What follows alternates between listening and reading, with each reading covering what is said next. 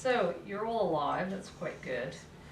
I'm just bringing up one of the things I want to go through with you. Okay. Oops, that's not it. Okay.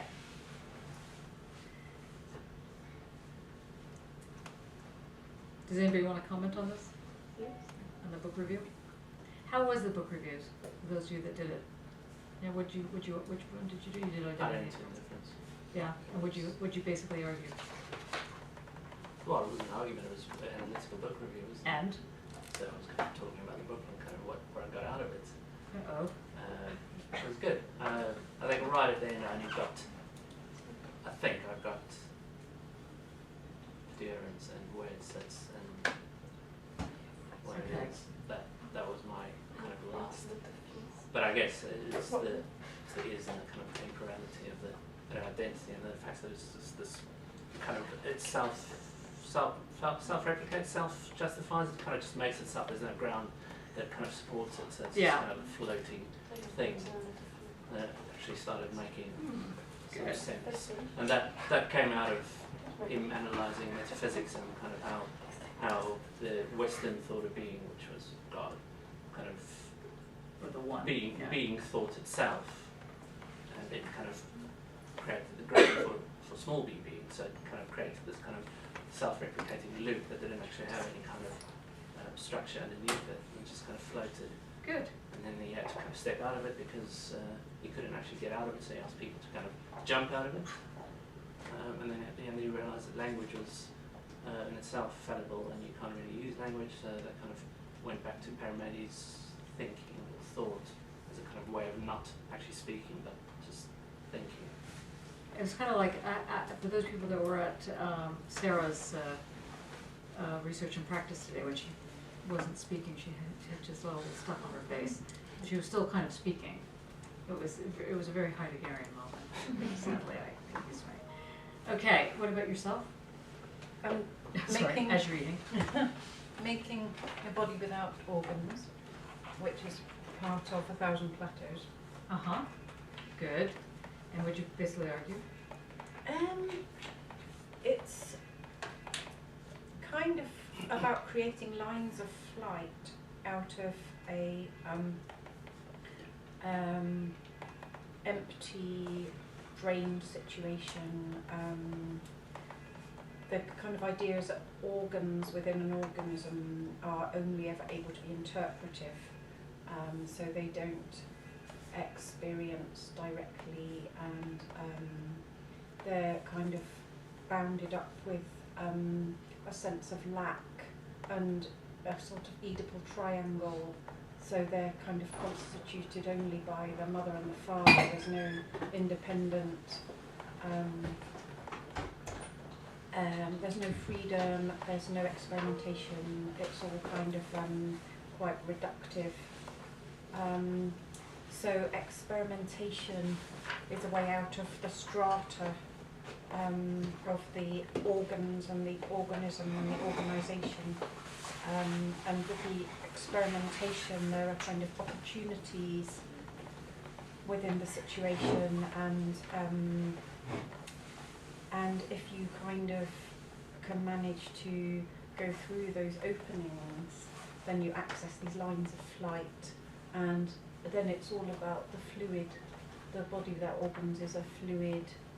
It's made up of gradients. It's kind of limitless potential. It's kind of the plane of immanence of desire, which is a self-replete state with, or process on a plateau that isn't subject to interruption or culminations. I'm going to stop you there. Yeah, good. Oh. What did you work on? I did Foucault's Order of Things, and I looked particularly at Asmodeus. And basically, I looked at he describes the lines and the curves and the spiral going round, and how that is the gaze going all the way round and then reflected back. and the idea of being seen and not seen, the visible and the invisible, and the reflection basically within the spiral comes back into the infanta, but goes back out as well, and he describes lines of parallax which come down from the infanta and down out of the frame. And so what's an infanta? the daughter of the king and Okay, queen. just everybody knows She's the what artist we're 5-year-old. talking about here. Oh, sorry, yeah, the last grace. I mean, I'm not very clear. No, just because some people might not know, yeah. Okay. And yeah, I looked at sort of the idea of representing what Foucault talks about viewing from afar, and then I related it back to Plato's shadow caves and art around that time. So Okay. 1604, when the Dutch artists were looking at that kind of thing as well. Good. Okay, we'll get into, did anybody else do one that, because we're missing the 3 other people that are actually taking the course, which is totally hilarious. Okay, great. Ready to begin? Everybody set? Okay, here's where we are so far, and here's what I'm hoping you have in mind of what's going on. It would be fair to say that for a very long time, that is to say 2,000 years worth of metaphysics, the question of how one understands what is, or the is of what is what is under the microscope, or is what is being put forward. Now, as I'm not going to repeat the entire of last semester, but just to get you to where we are right now, one of the ways in which this is done is to say, under dialectical thinking, that the present can only be approached. It can't be inhabited. If there was the biggest difference between dialectical thinking and rhizomatic thinking, it is that in the dialectical approach, one approaches the present but can never inhabit it. You grab the is and it pops out to be past or future.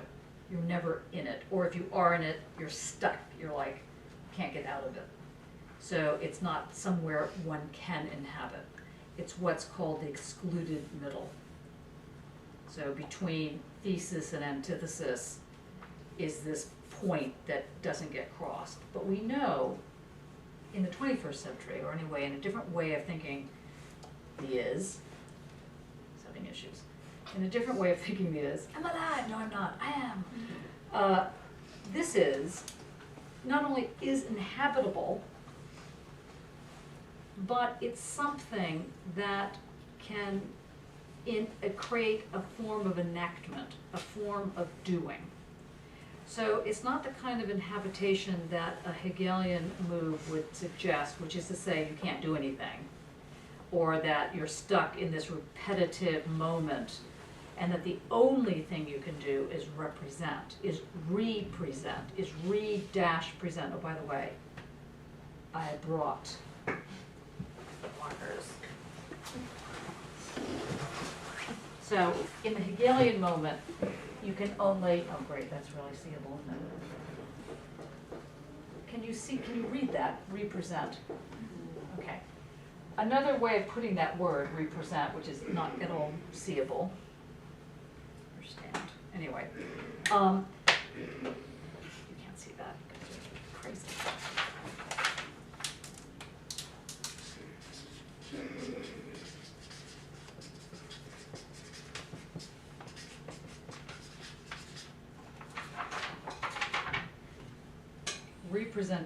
Representation, okay?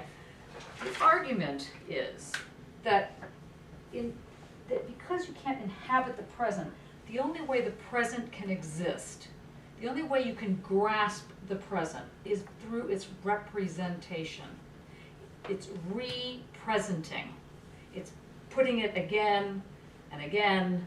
It's having something stand in. That's what representation technically means. It's something, there's an assemblage, something standing in for it. So the picture represents reality. The photograph represents what is, but you're never in the is. You can only represent it. this is what is being challenged. This is the big challenge today. And it's by today, I don't mean literally 2013, or where are we, 2014. I mean today of the conceptual art movements. Conceptual art starts to ask the question, is there something other than representation? Can you have something, can you have a painting that doesn't represent?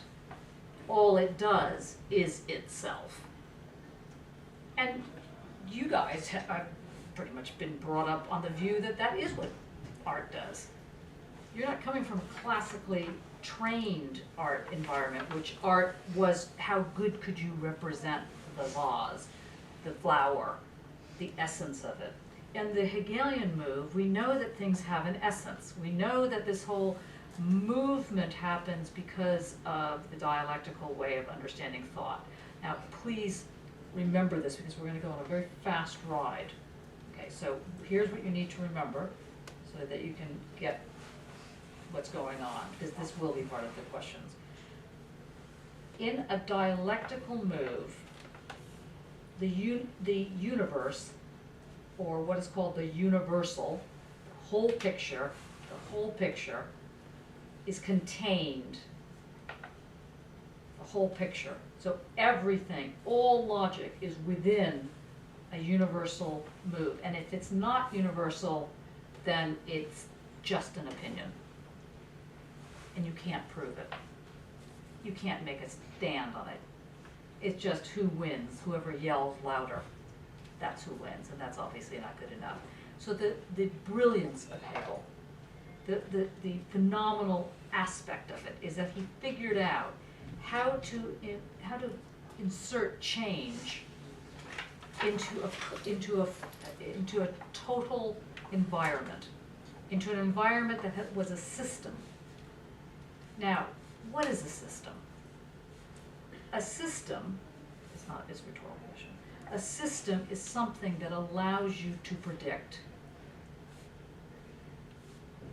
I go 1, 2, 3, 4, 5, and the next number is 6. We know there's a system. That system is base 10 in this particular example. There's a way in which you know what comes next. That's your system. We operate on systems all the time. So the question becomes, when is your system too tight? It's like, I don't know, have you ever gained weight after you bought like new clothes? And the issue with that, which is that you don't have a lot of money, you've just bought new clothes, and you've just gained weight, and now you can't wear your new clothes. The system's too tight. It doesn't fit reality. The logic that's gone in to get something happening is not allowing you to progress to the next thing. Now, one of the ways this is called is I'm not going to see this actually, again. I'm going to write it like this, M1, M2. M1, M2. M stands for moment. It's, you know, the thing about mathematicians is fantastic. It always looks very complicated, but really, M, moment, okay? It's not hard. Moment 1, moment 2. Now, what's a moment? That's a moment. That's a moment. Ah! That's a moment, right? Now, how would I symbolize that? Moment 1. How do you know what comes after that? If I'm going, what's the next thing? Repeat. God, one after all of that. Very depressing. So we know that moment 1, if you know that if you've got that system, if you know and let's say you know how to do drums, you can do rhythm. Do you do any rhythm? Yeah. Yeah, he slides under the table. Okay, you want to hit out a beat? On the table. Yes, no. That's your beat. Now, so what would come next in that? Did you get the pattern? He had a pattern there. Can you do it? No. Can you do it?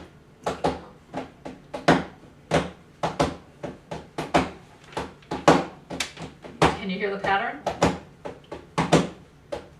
So you know what comes next. It's he's not saying anything. He's not like making a position. Here's my political statement. My statement is blah, blah, blah, blah, and then he repeats it. You just know that because you got the pattern, you've got that thing, da-da-da-da, da-da-da-da, da-da-da-da. You know that the next thing is going to be da-da-da-da. That's moment 2. Okay, now think about what's in moment 1 now. Do it again, just the 1. See, now there was more than one thing in moment 1, right? It wasn't just, that's not moment 1. Moment 1 had a bunch of things in moment 1. So that's to tell you that when you're thinking about how something is representing itself, re-presenting, it doesn't have to just have one segment to it, one little moment. It can have, that thing that goes like this can really be a star, can really be flames. It can happen once, but it happens wide. It happens, in this case, with a bunch of and so you know the next one is you don't know why, you just know that's going to be the next one until you either drop or you like come up with something else. Now, to predict is to know about a system. If you say, I can predict that X, Y, and Z is going to happen, it's because you have a particular analysis of how that X, Y, and Z is going to go forward. So otherwise, it's not going to, quote, happen. You're not going to be able to say what comes next. So the what comes next is absolutely critical to this argument so far. Now, circling back to dialectics, or circling back to telos. Where's my pen? I threw it.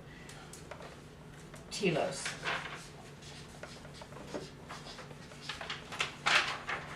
Telos. T-E-L-O-S, or telos. What are the 3 things that are part of telos? Ground. Ground. Goal. Goal. Coming back around. Yeah, what's it called? With a P.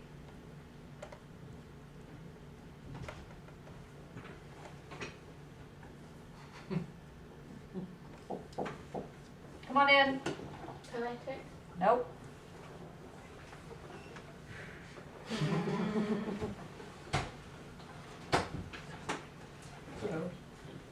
E.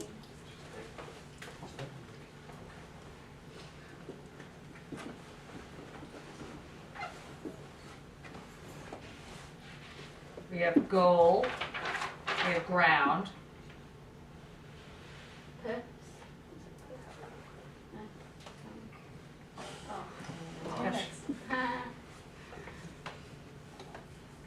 Make a guess on a letter. You got a P and an E here. Oh. R. The A got that. Oh, we got that. Yeah, P, R, E. So you have the, Process. yes, process. Process. The telos is goal, the way in which you get to your goal, and the fact that the goal comes back around and gives you your reason for being, gives you your process, pardon me, gives you your purpose. Now, I tell you this because you know that in what comes next after the acorn, and you plant it, and you water it, what comes next in that acorn moment? Well, tree, hopefully. Eventually, yeah. A little stem comes out, then roots, then eventually you have a thing that looks like, I don't know, a tree of some kind. That's a tree. Okay, so you know that that's what's going to happen. Moment 1, plant the darn seed, and it starts to do its thing, gets its roots and everything. Moment 2, you know it's going to start changing. See, moment 1 says, here's this thing that's happening right now. Right now, the right now is moment 1. How do you get to moment 2? That's the first question. Second question, how do you predict what will be moment 2? Much more interesting question. Anybody that does politics, anybody that does any form of, I don't know, betting, You're gonna wanna know what moment 2 is about. Moment 2 is as important as moment 1. Sometimes moment 2 is even more important than moment 1. In fact, moment 2 usually proves moment 1. That's the next thing you need to remember. Somehow, if moment 2 is not just any old moment that just sort of happened, you were walking around the block and a giant piece of shit fell on your head, that would be unusual.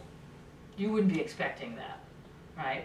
But if you were walking around the thing and it was a really bad storm and a branch fell on your head, you could probably expect that. And so you could probably think in moment 1, if it's raining and hurricane horrible, probably not a good idea to go out and stand next to a tree. That's how that works. There's a system. Now, it doesn't always work. Think about weather systems. They're terrible predictions. I mean, it's unbelievable how they haven't quite got to that one. I mean, horoscopes are more accurate than weather predictions. An idea. Okay, so moment 1, so you got that, right? So the path between moment 1 and moment 2 in dialectics is linear.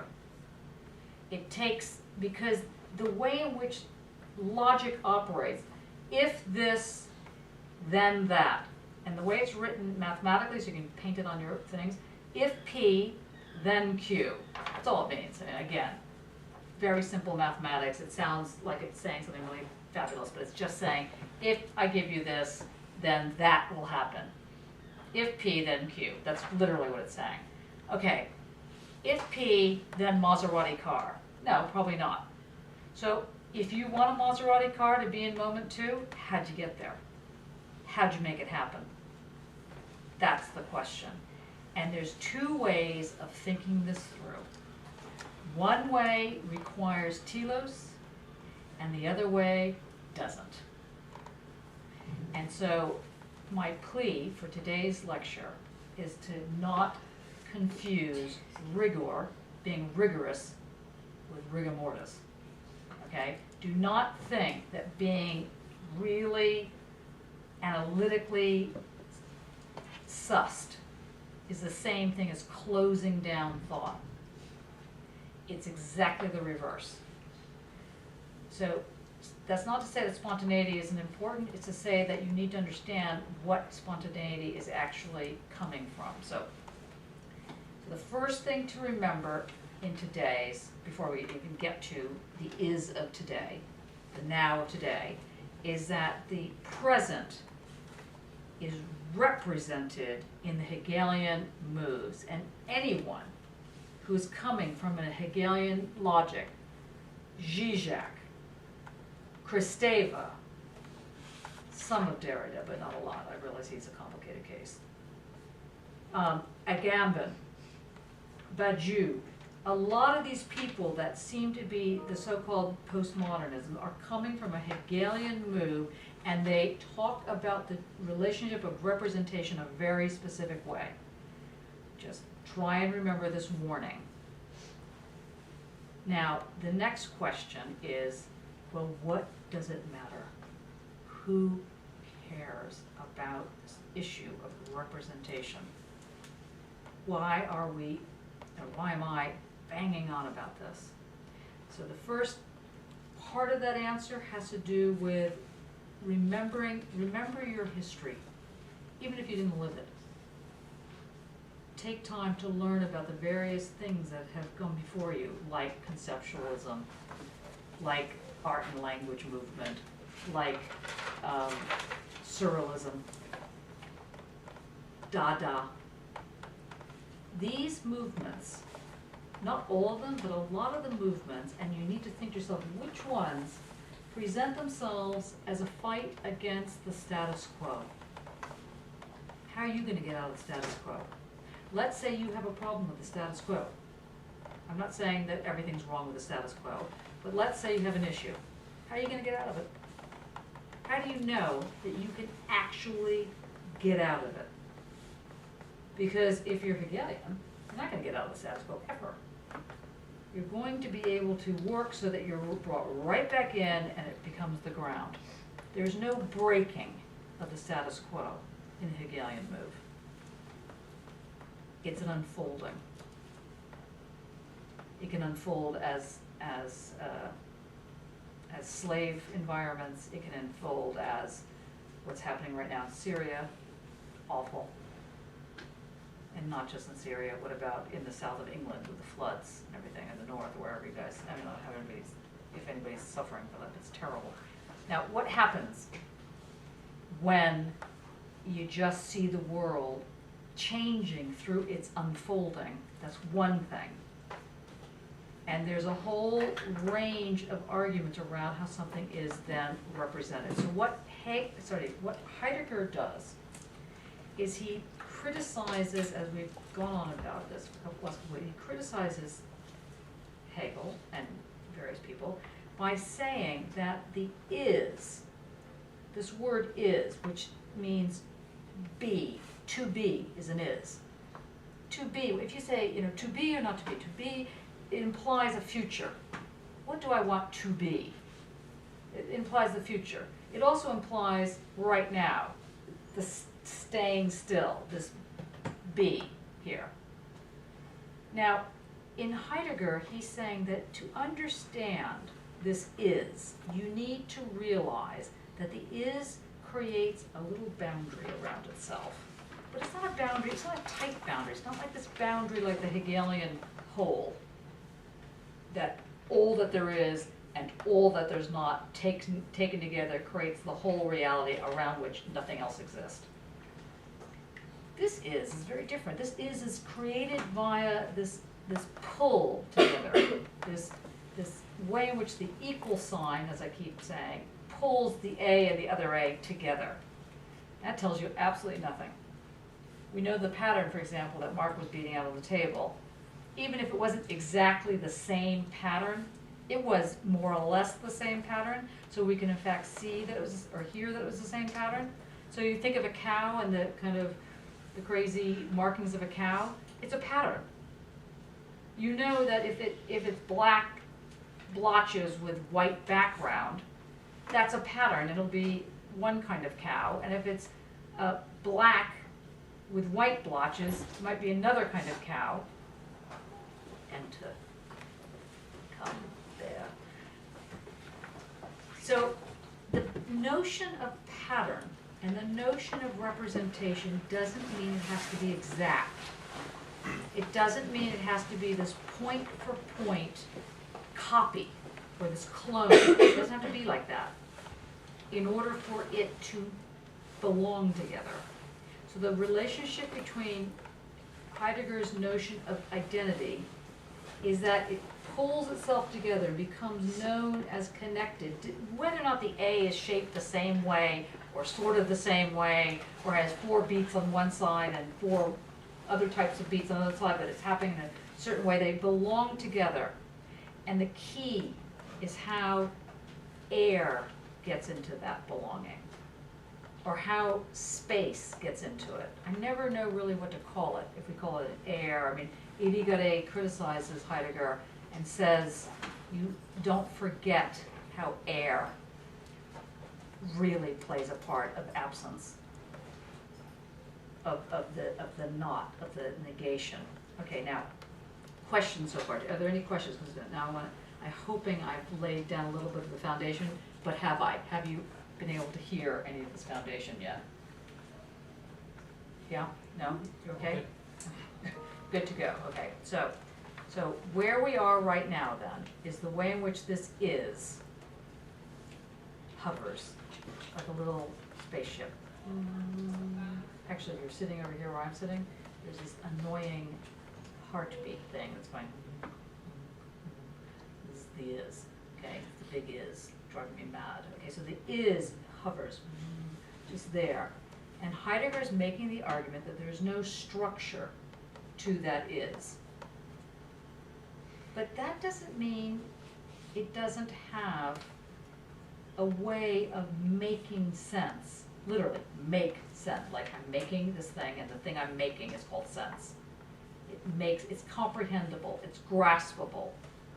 These are all very important words for Heidegger. You can grasp it, pull it to yourself. The logic of technology is the logic of techna, grasping, belonging. But at the same time, if you belong and you grasp it too tight, you buy the wrong size, get it, it's too tight, then there's no air, there's no room, and it collapses onto itself. A black hole, or a nothing, or less than nothing, or more than nothing. It just doesn't exist as such. So what Heidegger argues, and the most important thing you need to grasp from the identity difference thing, argument, is that in order for something to have an identity, not only does it require a distance, let's say between the beats, so between, and that between part, that's a distance, that's a space. One could say that that's difference, but that's not difference in Heidegger. That's just the space, it's the same as this, except not that thing. So difference is even more stranger than just being the opposite of something. To say something is different is to say that it is completely other, completely not within the bounds of what the one thing is that you're talking about. And Heidegger is stuck on this. He doesn't quite know how to develop it. He does and he doesn't. On the one hand, he makes the argument that you need to understand how dwelling is established, how the clearing is made so that there's an ability to know that things aren't going to collapse onto each other, but at the same time that one has to step back or leap out, as you were just saying, earlier.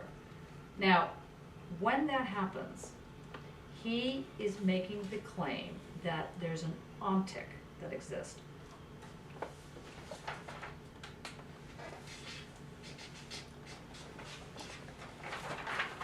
Ontic. Does everyone know what the word ontic means? Does anyone know what the word ontic means? We'll try to slide it in a more upbeat way. So this way you don't have to feel no. Annika? Must be to do with ontology. Good. So. And that's good. So it's logic of? Ground. Ground. Good. Yeah. Naya. You did know. Didn't phrase the question right. Oh, I'm sorry. That's right. So it's a kind of ground. It's not the ground, but at least it's a form of a ground. And what do we mean by, why is ground so important? What's this thing with the ground? Well, telos gives the kind of purpose for... Gives the purpose. So we know that with a telos, the acorn is going to unfold to become the oak tree. And then the oak tree is going to ground, that is to say, give purpose, give direction, give meaning to the life of the seed. And so notice the ground isn't literally the ground. It is the purpose that gives meaning. So in that case, purpose gives meaning or ground to the life of the seed. Clear? Okay? So if the meaning, which isn't located on the ground, allows for one to make sense, literally, you're an artist, you're making sense, you're producing sense. Well, for it to actually make sense, to actually stay and be making sense, not just in moment one, so you can't say, oh, you had to be there. It actually still is there in moment two. For it to remain making sense, it's got to have a system. Now that system is not rigor mortis. That system allows for a kind of predictability. I'm just going to keep repeating this until it like falls in. Okay, now, the ontic for Heidegger, he says, well, how do you make meaning make sense? How is the is, if you're going to inhabit this is, if the is a place, is a dwelling, as it were, okay, it's not a place that you're going to stay in, literally. It's something which allows for the belonging to take place. So now think of the is that way. Instead of the is naming the present, think of the is as that which makes a belonging happen. that which makes a belonging happen. Another word for that is event. That which makes something happen. That's what makes something make sense. So when I say happen, I don't mean like dropping my pen and that the pen just happened to drop. To make sense of that, that's the happen. That's the happening. We're gonna get very New York now and all have happenings. So that's what the happening is. The happening is the event, which is the European version of the New York cool thing. The European version is event. Now, which side would you like to be on? I'd say happening, but anyway. Okay, the event of happening. The happening of appropriation really just sounds wrong, doesn't it? Okay, so the event begins to ground the belonging. So on the one hand, the belonging creates an event. On the other hand, the event grounds the belonging. Now, here's the next tricky part. It's not like you have belonging, event, belonging, event. You have them at the same time. So the next thing to think about is the fact that time is complicated.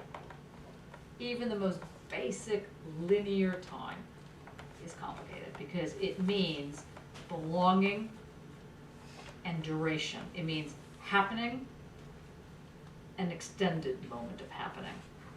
Happening, and you can extend that. It's almost like pretend happening is like putty. You just pull it open a little bit. So your second, that's why I don't believe in age, by the way, parenthesis. It's not because it's a religion, I don't actually believe in it. Obviously we deal with age. But I don't like how it's calculated because it's not calculated correctly. It just irritates me. Some days are very long, and some days are short and wide. Sometimes one day can go on for about a month, and sometimes it goes in a flash.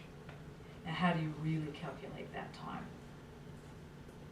I mean, I know people that have had terrible things happen to them. And so those terrible things, let's say it takes them 5 years to get over it. So they count it as a month. They just reduce. So rather than losing 5 years of the life, it's just a month long, or however long it is.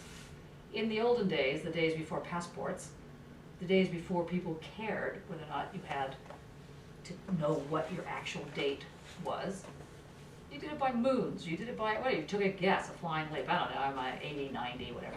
I mean, even Abraham had children at 90. I mean, it's like, you've got to think that's probably not really the case. I mean, well, maybe, but unlikely. I mean, some of these people lived for like 150 or something. How do they calculate their ages? It's fascinating. Do you really think that they sat there with 365 days in a calendar, if it were in fact true at all? So, the counting of time, particularly as artists, particularly when you're trying to figure out how to make sense, requires you to understand and inhabit time as both long and wide, and a moment. So it's long and wide and an instant. And sometimes that form of time happens at the same time. Sometimes it gets really creepy because it's long and flat and wide and an instant, just like that. Is that because you're inhabiting it and not inhabiting it at the same time? Well, in a certain sense, one is always inhabiting and not inhabiting at the same time. So the question is, when does something when does it matter? Like literally, when does the matter get created so that the time is odd? When is time out of joint, as Derrida would put it? When There's a discontinuity. And when does that happen? When you When can't there is- predict. Okay, you could say that. Or you could predict. You could predict that it's not continuous. Here's why I'm trying to get you to think differently. Try not to think in binaries. If this, then that. If yes, go this way. If no, go that way. This is a totally different way of thinking. That's why I'm trying to spend some time going through the times. So what Heidegger, the answer to the question is event. Okay. So an event is a happening. A happening also names the way in which an is can formulate. An is can formulate as a social movement. An is can be Dada as a movement. An is can be sitting in this room. Ises are fantastic animals. They take all different colors and shapes. And so Heidegger tries to set this up in terms of a work. Now, I just want to explain this and then we're going to get into Leotard. In Freud, Freud's lecture called Mourning and Melancholia. So mourning is as in weeping and crying. So mourning, M-O-U-R-N-I-N-G, mourning and melancholia. How many people have read that essay? Has anybody read it? I thought you might have read this. Has anybody else read it? In this essay, what Freud says is that a person remains depressed or melancholic. There's obviously different types of depression and so on and so forth, but he's talking about this specific form of melancholy, just this horrible weight that you have. And he says a person remains melancholy like this when they haven't done the work of mourning. When they haven't done this thing that he's calling the work of mourning. Now, what is the work of mourning? The work of mourning is when one needs to let go of the thing that's causing them pain. Usually people don't let go of the thing that's causing them pain if the thing that's causing them pain is something they love. Like, let's say someone you know died. And it happened in my case, and it's raw, so of course it's even very new.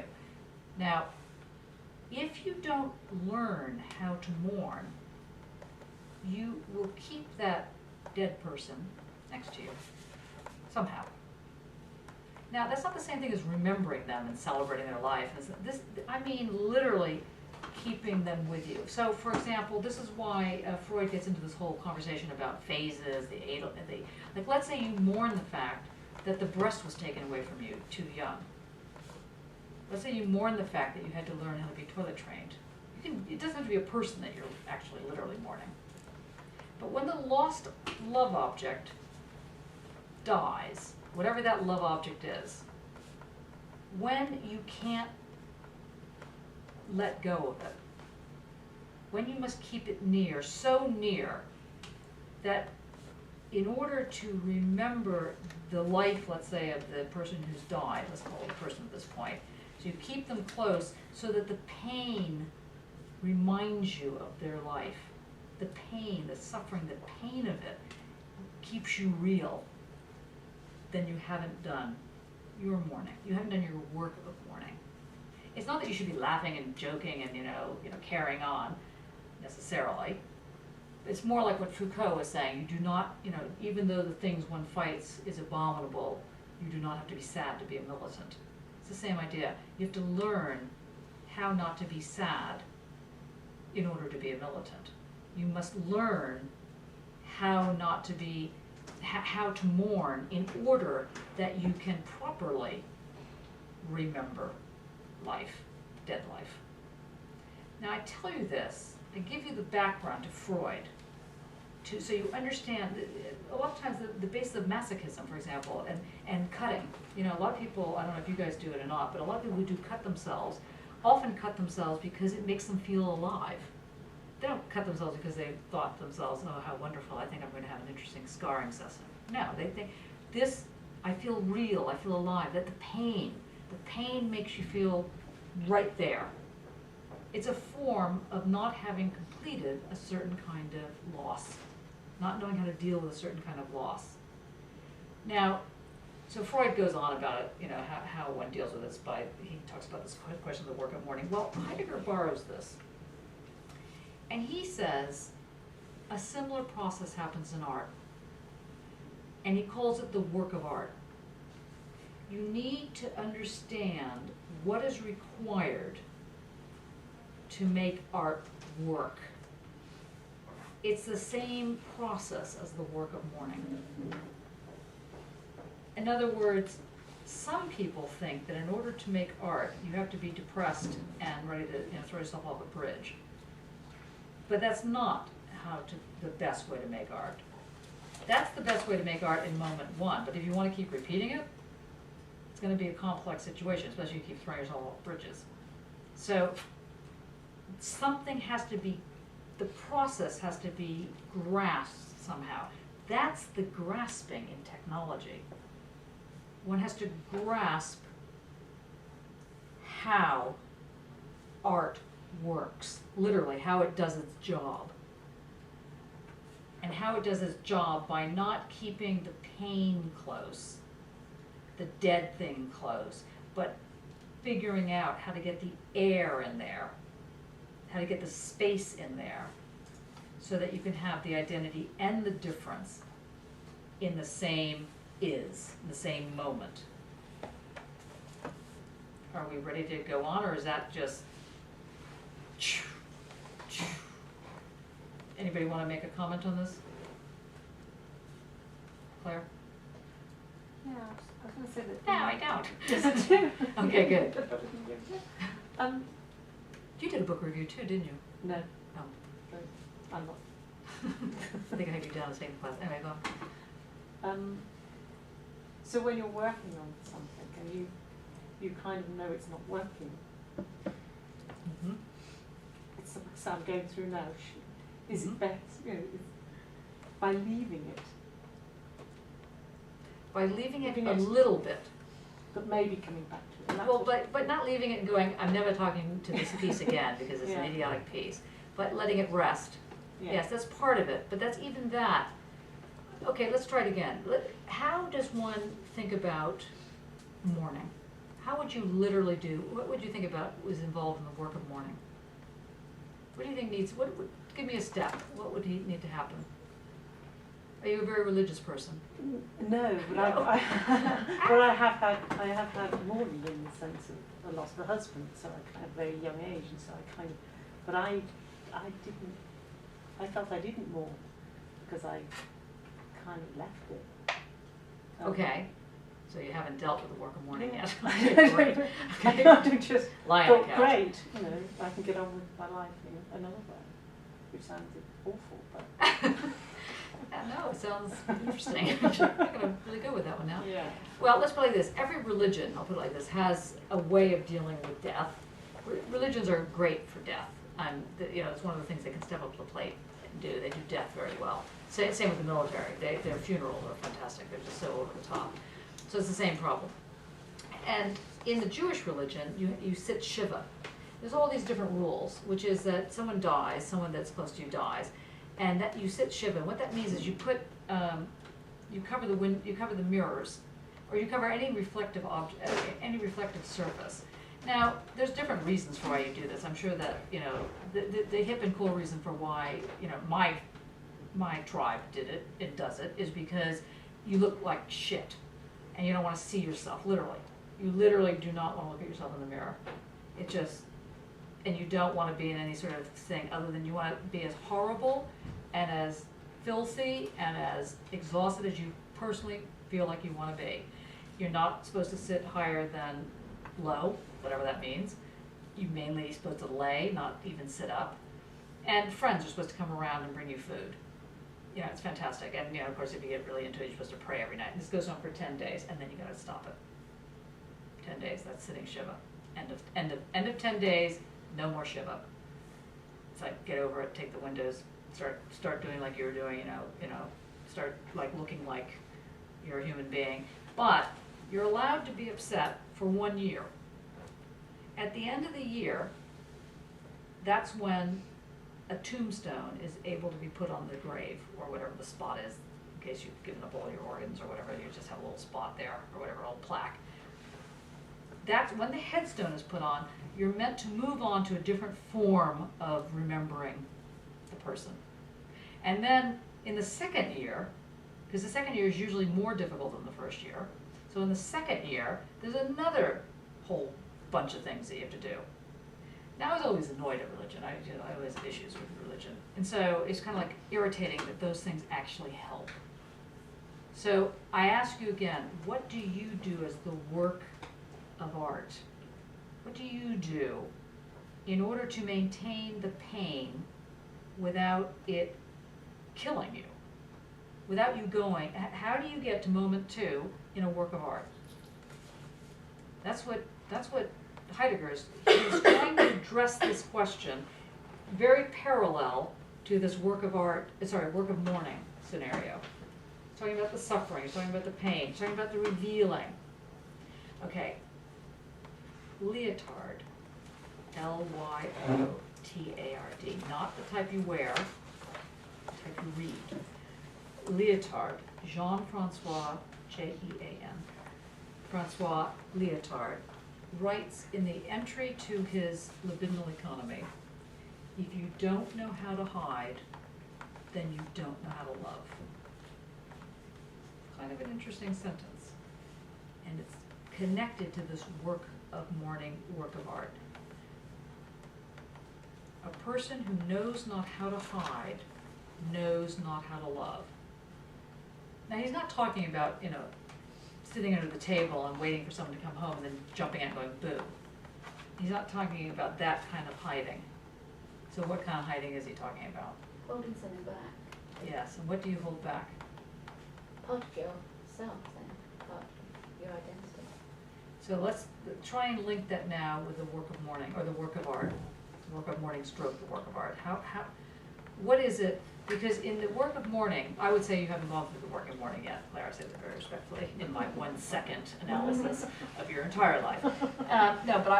But the work of mourning requires a relationship to the love object as something other than, oh, well, that was then, this is now. Yeah. Wouldn't it make sense in how that relates to the work of art, that in that same way that if you don't hold anything back, if you don't hide anything in the creation process and it's just 110% totally you, that's going to be something that's so unreadable to the larger population because it's internalized, whereas if you hold something back, then it becomes relatable on the sort of larger plane of experience. Wouldn't it also just destroy you? Why would it destroy you? Because you lose yourself in the thing, whether that's the loss or the art. Good. So the holding back maintains, the thing that is held back is the difference.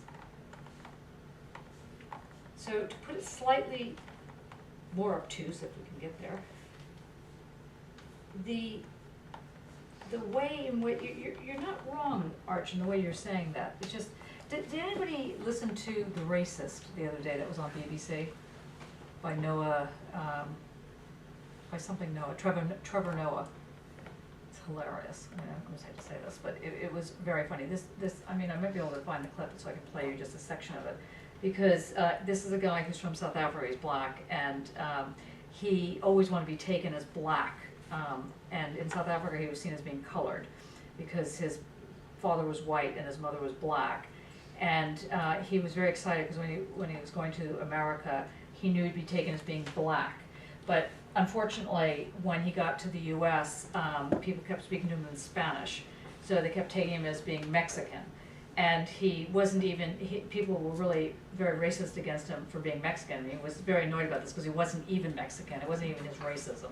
And it goes on like this. And so he goes finally to get a job. And there's this woman from California. Have you heard this one? Have you heard the thing? Yeah, so yeah. It's very funny. I mean, I'll send the link around so you guys can hear it. I mean, it's not hilariously funny. The first part of it's not as funny as all that, but the rest of it gets pretty good.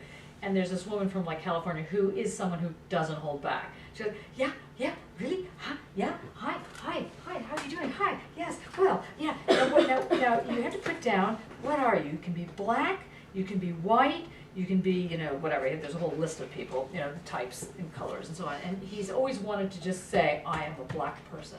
And he thought, here's my chance to be black. He's very excited. He starts to write this down, and he looks and he goes, you can actually put down anything. She goes, yeah, you can put down anything. You can put down, Asian, you can put down, mixed, you can put down, Afro-Caribbean, whatever you want. He goes, I'm gonna put down white. She's like, yeah, really, that's really, well, if you really want to, I really want to, I'm gonna put down white. Now, I give you this example because this way you have to hear it, you have to be there. The woman is absolutely transparent. This is often a charge that is put against the new world people. They're just Also why you and I would never live in California. Yes, in fact, now they want to go into being 12 states or something. Did you hear about this? Oh, let them. Southern California, Middle California, Northern California, whatever. Anyway, now think about what's being said here. We started the lecture with Mark's beating, or actually it went something like that. No? Can't remember now, but it was something like that. Anyway, then we moved into this remembering of how telos operates as one form of logic, which is, after sort of beating it out of you, the telos, since October for many of you, a lot of times it's like plastic with a memory. You'll leave and you'll be melted down after, Tuesdays of Tuesdays, hearing do not follow the telos, melt, and go on. And by the time you finally leave, it would just go right back out, plastic as a memory. You just like come right back to your telos ways. So I'm just trying to beat out the telos in you, okay? It's very difficult. I'm not saying it's gonna be successful, but for the time being, try and remember that the ground is crucial to understanding how meaning is made. But where is that ground located? Is it literally on the ground? For telos, it's the purpose, so it's not even a ground in the usual sense, although people talk about this grounding, telos. For dialectic, it's a synthesis that comes, quote, back around, as you were saying, Tamsin, and gives it its purpose, its way of feeling whole. These are all words that are borrowed from metaphysics. Now, if the ground is in fact the belonging, which somehow can include this thing called difference, not as black, white, or not as like something other. Other is so other, it doesn't fit into those categories. Difference is so different, it doesn't fit into that category. The work of mourning requires a relationship to this difference that you keep, that you maintain. Now we're going to try and read Leotard. And now I think you might be ready for the Leotard move. Yes? Yes. Did people bring your Leotard, the glossary? We're doing Victoria. And Leotard. I've got it in here. Okay, well, we can start with, I can actually, if you want to, in fact, have you looked at the rhizome? We were looking at the rhizome as well. Yeah, and the refrain. And the refrain. It doesn't matter which way we go. Let's do that first since you have the books out there first, okay? No, it doesn't matter. That's right. Most people have the books with them. Okay, so in the Deleuze and Guattari's 1,000 Plateaus, this is part of it. It's a 2-volume series. The first one, Capitalism and Schizophrenia, drives me insane, I must admit, because I just can't bear the romanticism of mental illnesses of some kind. Not that I think you have to, not that it's a mental illness, but rather the way in which schizophrenia is posed. I think they really mean psychotropic drugs, which they really should have put on the cover, which helps you have totally different relationships to light and sound. But if you really are driven by hearing voices and really paralyzed by that, it's not fun. You're not going to be doing a lot of artwork per se. So I just wanted to, that's why I was getting annoyed with some of the stuff that they do, even though they're my heroes on many levels. However, You'll see when you read Capitalism, Schizophrenia, I didn't have, I mean, they are brilliant, it is fantastic, and the whole question of the war machine and the body without organs and so on that gets developed in that, we'll circle back to that in a mo. But in 1,000 Plateaus, the first chapter on the rhizome and the next one about, well, it's not the next one, but the one on the refrain are very important. What is a refrain? What is a thing called a refrain? It's like a leitmotif, it just repeats, but it changes as well, it develops. Okay, but if it were in a song, what would be a refrain? Because there is a chorus, right. So it's like an interlude, or it's like something that comes in, interrupts a little bit, but it doesn't really interrupt because it helps the thing come along. So a refrain is like, I'm just trying to think of what would be a good example of a refrain. Does anybody know any songs that has like a chorus? Like Goodbye Ruby Tuesday. That Yeah. comes in and comes in. Yeah, which one? Goodbye, Yeah. Ruby Tuesday. Yeah. Okay, so let's say that one.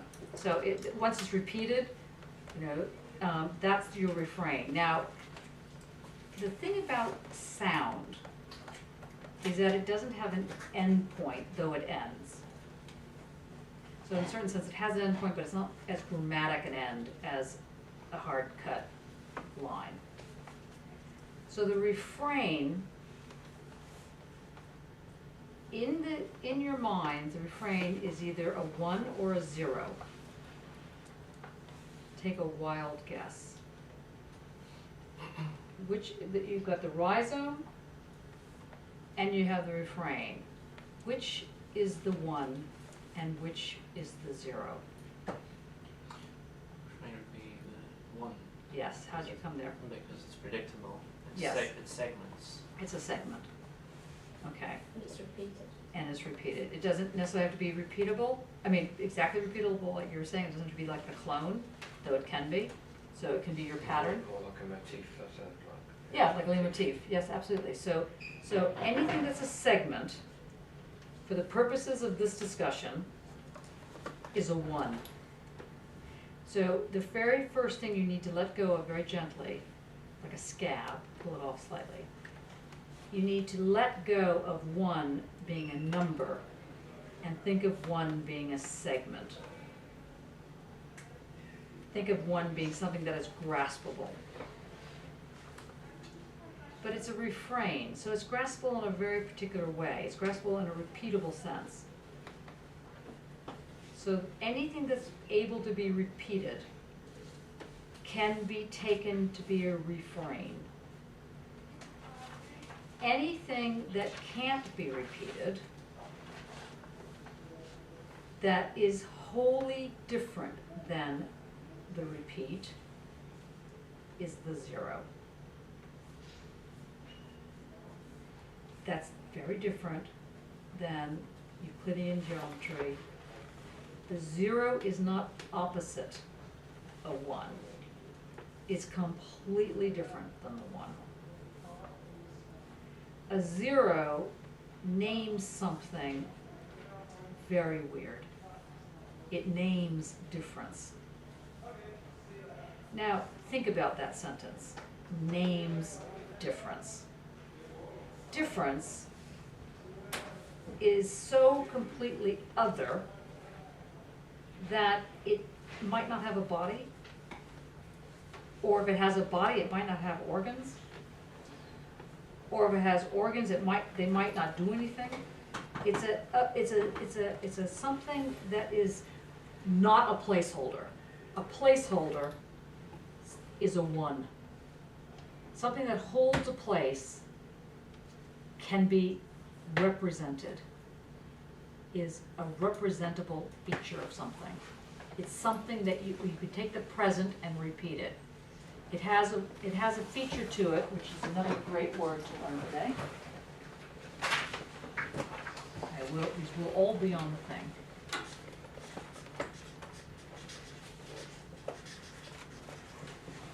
There's 2 words here. 1.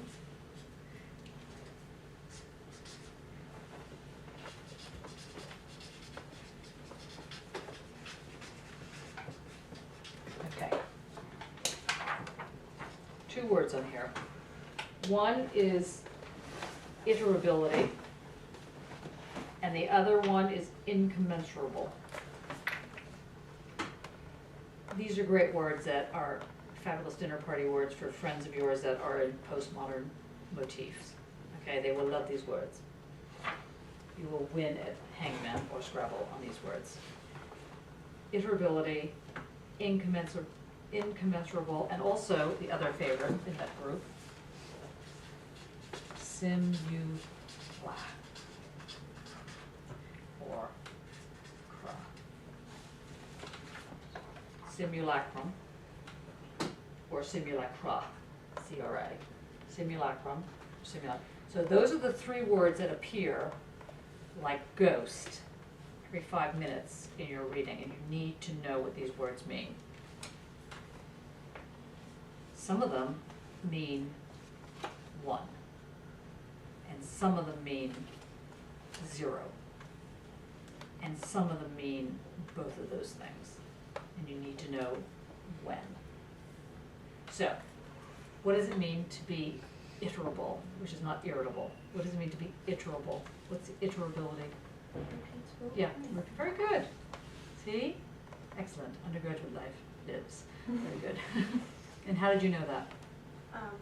Because it's one of the ways that you can tell if writing works, it has to be iterable. It's one of the ways what? To tell if writing works, it has to be Repeatable. Yes. After death. Has to be iterable after death. Tall order. Well, as in, like, as soon as you write something, it operates in death. It's iterable. It operates in death.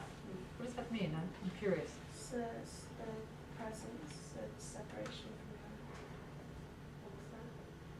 As in, it operates outside of its author, so it can operate in its author's death as soon as just it operates in death. Oh, I see. The author can die, and the text words will still be iterable if it's complete.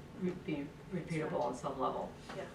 Although I have to say, you know, Mary had a little lamb, a little egg, a little ham, a little potted roast, a little egg on toast, a little shad dumpling white, a little Coke, because Mary had a big appetite. Okay, you know, that has been repeated. That's an urban myth thing that's been repeated. Can't really say that it's great, you know, prose. But the iterability has to do with repeatability, and it also has to do with, on this page, does it have to do with representation, moment 1 or 2, or ontic? Moment 1 and moment 2. Yay! How'd you get there? Because it's, you have to move from moment 1 to moment 2. To be Iterable. iterable, okay? Try and remember this, okay? Now notice that there's no anti in this.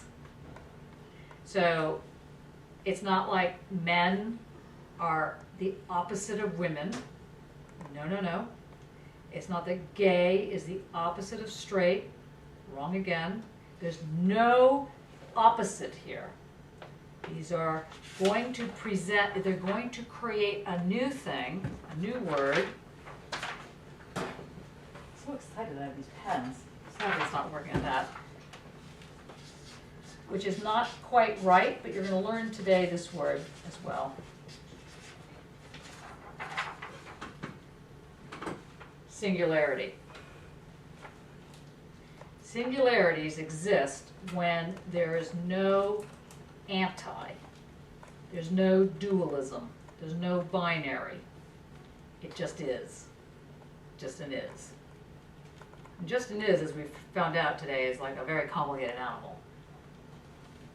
Especially if it's the kind of is that's political, that you can do something in, that creates the thing called a work of ... a work of mourning, a work of art, a work of something.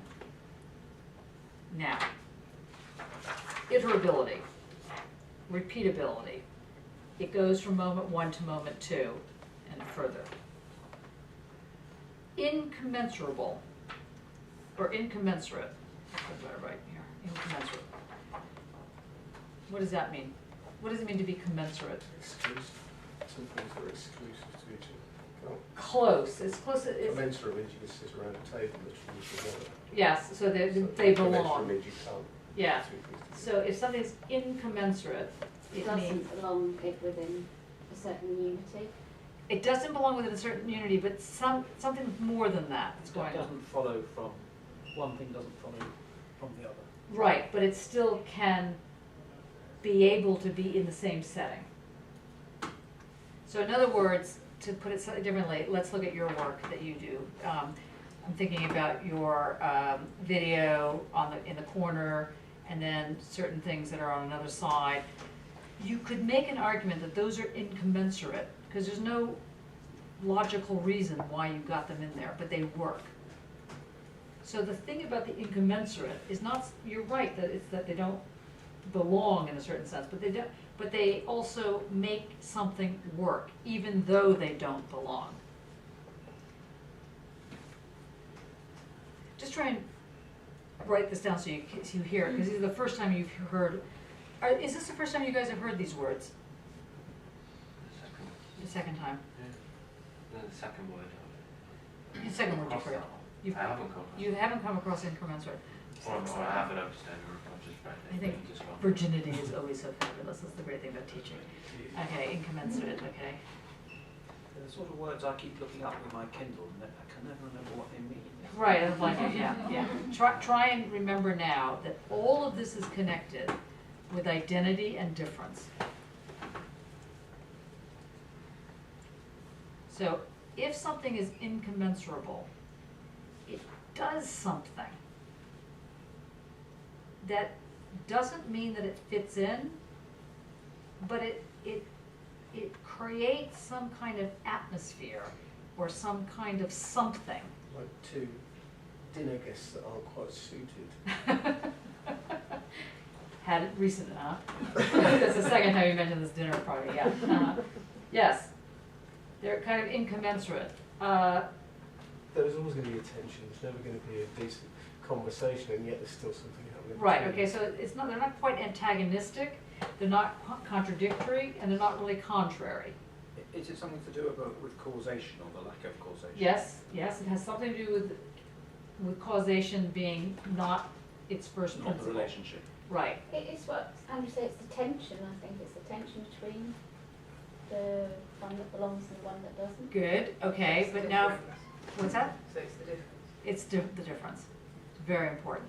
Very good. How'd you get there? That's what it is. Okay.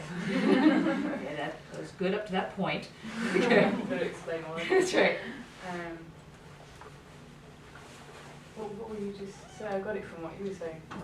Yeah, Sophie, what were you just saying? Tension. There's a tension between what belongs and what doesn't belong. But- Okay, let me just The stop you. difference, yeah, But belong and don't belong. well, not really belonging, and more, No, I'm just saying that be very careful about these divisions between belong, not belong, because that puts you back in a binary. So you're right. The difference, instead of saying, it's like belong, difference, they're sort of stuck together.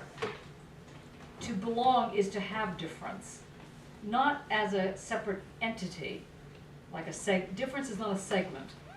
Difference is a zero. So most people understand difference as the opposite of something. Yes, no, belong, don't belong. Difference is the zero, is the incommensurate animal. Once you grasp this, which takes a little bit, you begin to understand dimensions to your work, to the work of art.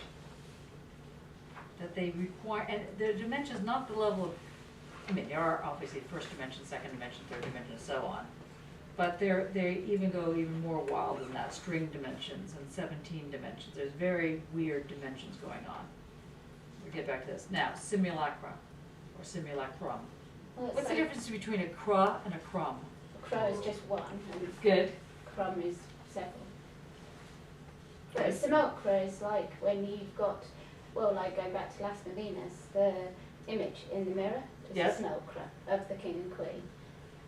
So it's a representation that isn't quite what it is. Sort of, it's which isn't real. Yeah. Of course, one could make the argument that no representation is real, but anyway. But yeah, it's like you're looking through a glass dark, it's that kind of, or Foucault describes it as looking at through a goblet, so it's quite a good description of the sort of curve of the goblet.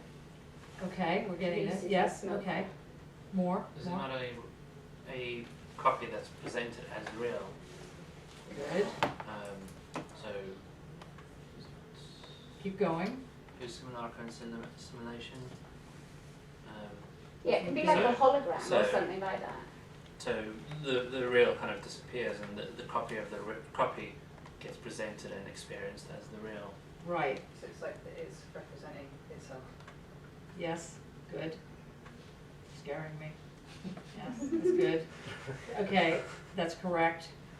But how many people have taken something that you might call a photograph, for lack of a better way of putting it, of your work, and the photograph looks great, looks better than the work? Okay, that would be a very good example of a simulacra where that really becomes the work. How I got into the school. Yeah, I didn't quite get it. So is there an element of concealment in it? Oh, very, very good. I got chills then. It's sort of like Excellent. it's concealing the reality, so to speak. or Well, it's something the like that. non-reality concealing the reality of the non-reality. You got it. Too many steps. Yeah. I could cope with two, one step, and It's two, not proceeding. three. It's, precedes reality and also, and creates a new reality, each own reality. right, but it's not a telos, it's not a telos, right? Let's do it again, let's try it again. Very, very, very good, okay. Do it again. It precedes It proceeds, reality. Oh, sorry, I didn't know I was involved in this. you are. Well, you're doing good, yeah. It precedes what? What precedes what? Sorry. Right, no, don't do it, you're almost there. This new version precedes the reality. So good, So yeah. it's brilliant. Yeah. That's good. So the new version precedes the, now how can a new version, which is, let's say you take a photograph of your work, so it comes after the work, how is it, you're right about this, how is it that it precedes the reality? It's a sort of identity. Baudrillard, that's the name. The map precedes the territory. So this representation, you don't even know what the real was anymore. You're just going to go live this representation of, or this copy. So good, but not yet there, almost, but you're right. It's a sort of theft involved. Ooh, you got theft in here, you got like lots of things. What do you mean? I was thinking in terms of sort of a bit like the double or something, where the likeness takes on the identity of the real thing and sort of steals it. No? No. I like that. I like the idea that your I think art it- object is stealing itself from you. It Well, it sort of becomes a reality, isn't it? It's sort It of- does become somehow a reality. But it's sort of wrong. It's sort of wrong. Yeah. It kind of presents the invisible as well. It's that sort of. How does it present the invisible? I mean, we're not all turned into Harry Potter now, are we? No, You no. had your cloak. How does it do that? You're right. Just because it's a copy of itself, but it's not quite itself. So. Okay, so for example, let's go back to taking a photo of the artwork. Well, it's removed from your creation of it. Okay, but so is the artwork, right? To a degree, but I think it like taking the picture of it, having that be the thing that precedes the reality of how you see it is that you remove, you're at that point a step removed from it again and are So it able can be to just dropped out. The actual art piece can just go. Right, and you become a viewer in sort of the same way. Just talk about the piece of work. Because this piece of work exists now, and one looks at it and goes, wow, that is so amazing, that piece of work. So that's when the piece of work is no longer, pardon me, a documentation of the work. It is the work, right? So you didn't get in on false pretenses, you just didn't realize. You know, now, so if you're taking a shot of your work, and that really is the work, then what does that tell us about the is? Changes. Just moved. Good, it changes, it moves, where did it move to? Oklahoma. Yeah, where did it go to? It leaked into the simulacrum. No, it becomes a simulacra.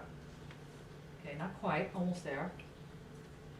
It's transformed into something else. It's morphed into another being. It's become another entity. It's become another entity, but it's not the real entity. And it has a secret. And what is the secret? It's concealing and the unconcealing and the dance. Yeah, and so it's this secret that it's concealing, and what's the secret it's concealing? It's the refrain. It's a Reality. sequence, isn't it? It's a refrain. And Difference. Well, if it's difference, it's not gonna be the refrain. And if it's the refrain, it's not gonna be difference.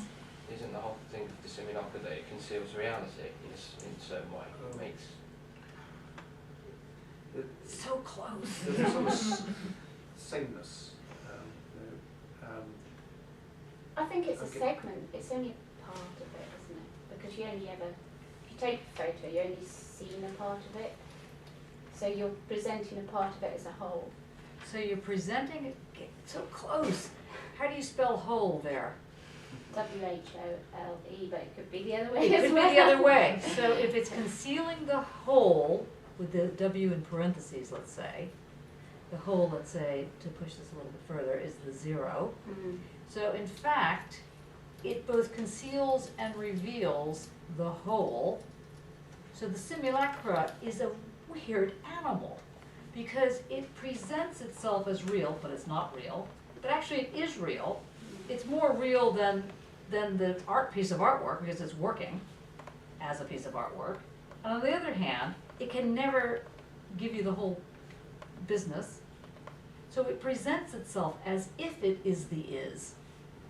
That's Forgive the, me for not remembering the term that you used, but isn't this the process that we were talking about of sort of like planning that you can never get there, that like that process of when you get there, the there is now there. no, it's in fact exactly the getting there. Right. It is the getting there. It's not the not getting there. That's what I'm asking. So the is- yes, okay, so you're right, so the simulacra is the getting there. Right.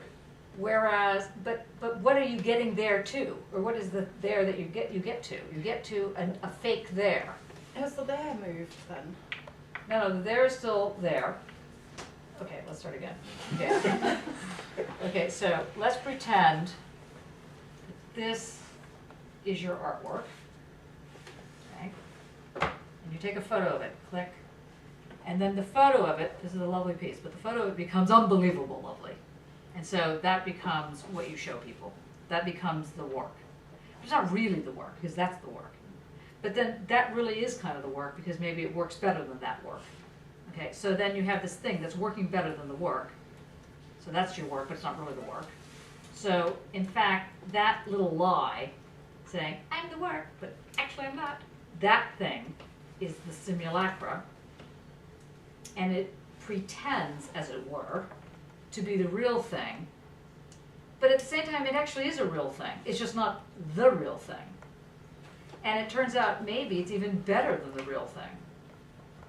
Maybe doing the drugs is better than the real thing, as we found out today when we were listening to the psychotropic.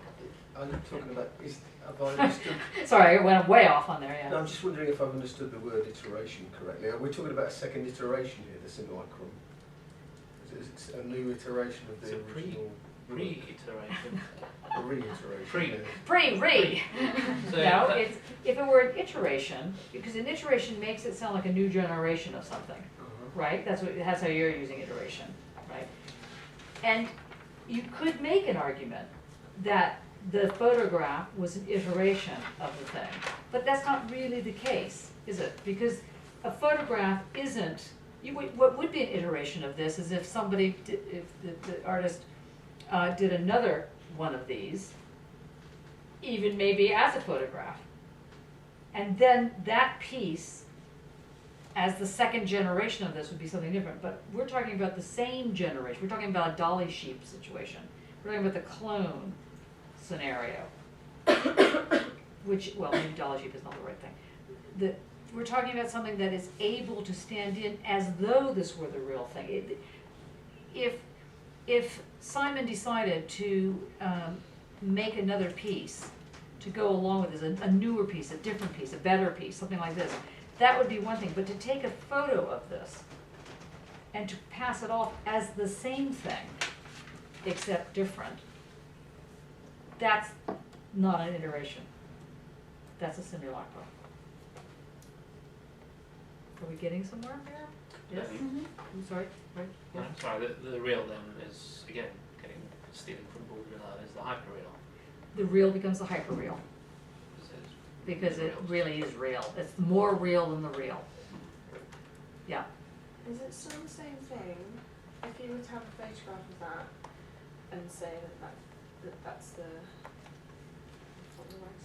simulacra, but that still exists somewhere? What if it's like performance, say with the art thing, what if it's like performance art, so it's an event and it happens and then you videoed it, but there's no way to get back to the original? Is that But that is the whole point.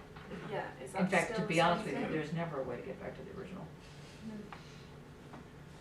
That's the same thing. Well, it's not necessarily the same thing, because your videotaping may just look like archival footage. I mean, it may just be, I don't know, just so-called documentation, although that's always a problematic term. So what if in videotaping it, you edited it a certain way, you put it together a certain way, and it became more understandable. It delivered more than the performance ever could. Then you have a problem. Then it's something different. It's something new. It could But then be. A photograph would be something new. So we're not quite there then yet. Yes? When you represent land art in a gallery, Yeah. people come along and they see the photographs and the diagrams and all the sort of reports, and they take that on as the artwork. Mm-hmm. Is that a similar one? No. Would it That's be, pity, because But that was close. But almost, yeah. Yeah. would it be like Mark Bollinger's, where he recreated Brian Hall's protest camp, which was outside the House of Parliament, and that was dismantled politically, and then he recreated that in Utopia? Yes, that would be much more of the simulacra. That would be the hyper. Except that. Except it doesn't have Brian Hall. And except it doesn't have the same energy or something. I mean, there was more. I mean, the simulacra is. I guess the best way to put it is that it's more real than real. It's better than reality, in a certain sense. That's the simulacra. And the simulacra is very much a part of the 21st century in a way that it wasn't a part of other time periods. It would be very unusual to read or find anywhere in the so-called past where someone said this is better than reality. Like, this just doesn't exist. To talk like that would mean you're talking about God, if you were to talk like that. Or as a cloud or something like that. Okay, so we've got iterability, repeating thing. We've got simulacra, which we are still not sure whether or not that's the refrain or the zero. Bit on that one. Sorry. Oh, okay. Sophie, were you gonna say something? No. No, okay. Okay. So then the next question becomes, what does this have to do with a rhizome? Because we are getting to Leotard cutting up the body in a minute. We'll get to do the rhizome now. The rhizome has, I think, 5 to 7 pieces to it, which you can read in the rhizome. We're going to go through it in a minute. But the rhizome, the naming of this movement called rhizomatic, or sort of sporing, gives you the impression that something can go in a direction depending on the, quote, whatever, on whatever.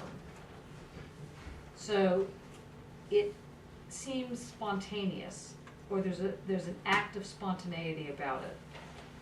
There's an act of pleasure about it.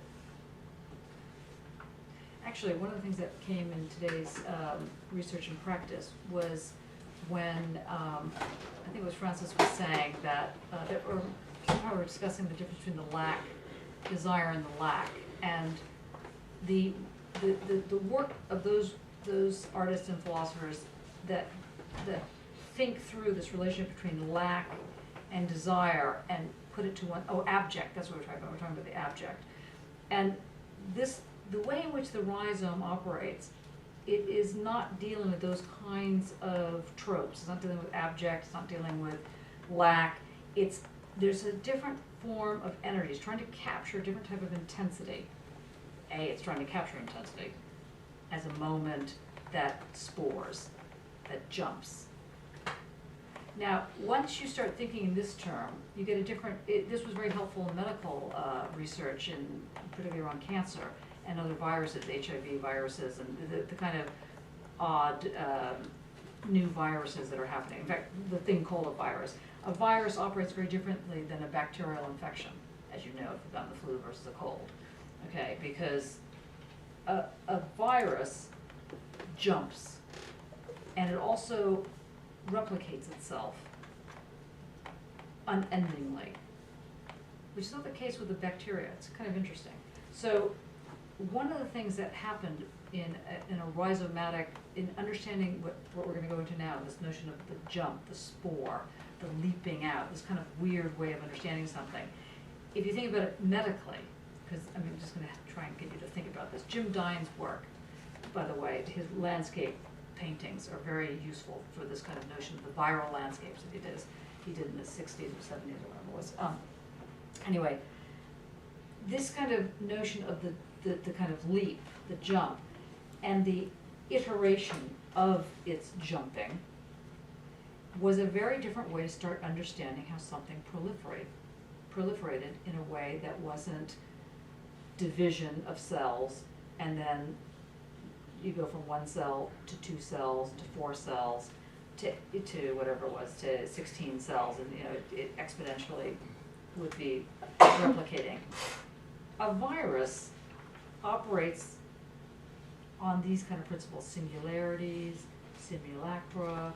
Now that is weird when you think about it, and it's only with nuclear medicine that they're beginning to figure out ways to deal with viruses, that they can figure out how to use these retrovirals and so on and so forth, that approach it from thinking, well, what happens if you're using a singular, if you get rid of the dialectical analysis, if you get rid of the Newtonian notion that two things can't occupy the same place at the same time, and actually it turns out that time itself is fat and wide, or short and thin, or long and thin. It has different durations to it.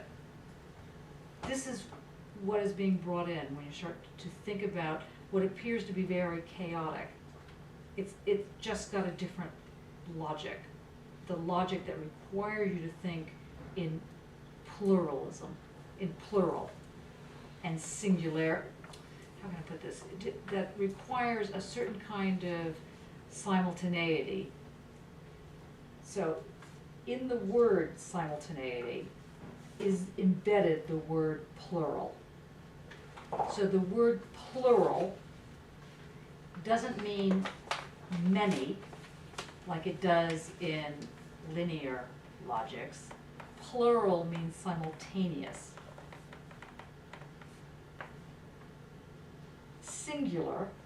Singularity allows for the many to proliferate.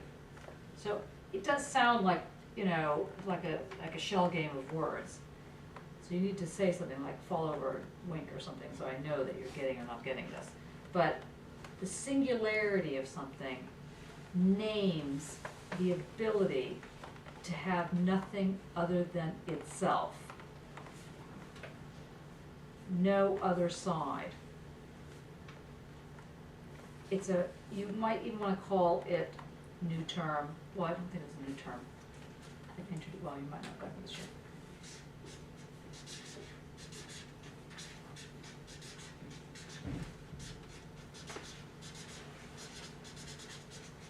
Sorry, because I wanted to do it slightly differently tonight. Fractal, fragment. Have I told you fractal yet? See, this is the, no? Good, because then fractal is the PhD people. See, it's the problem. Okay. What is a fragment? Slice.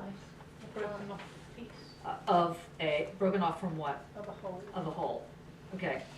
So you wouldn't say, I would like a fragment of a pie. You know, you basically say, I would like a piece of pie, right? So it is a piece in that sense. It is a slice when you think of slice as a pie. So a pie, here's our pie. So if I take out a slice here, oops, sorry. I take 1 out of 4 and I get a quarter. So we know we can write it like that. We can also write it like that, 1 to 4. And there's a lot of different ways you could write it notationally, mathematically. And they're all, you know, they all look interesting. 1 over 4, you could write it like that, you could write it like that. It's all saying the same thing. It's a fragment. Do not confuse fragment with fractal. Go with that one. Fractal. A fractal is, It's a part. right, who said that? Yeah. What did you say? Yeah, don't tell me what I'm saying. It's a part that is repeated, endlessly, like a snowflake. So that's how I always think of it. Okay, It's itself, but it's repeated. okay, but what's weird about a fractal? It contains the whole. Yeah. Yes, All the little bits are identical, they're not just yes, similar. It yes. can generate the whole. They can generate the whole. It repeats itself. Yes. Who And to infinity, really. So who came out with the fractals? And Mandelbrot. I can spell you that too, so you can look it up. Mandelbrot.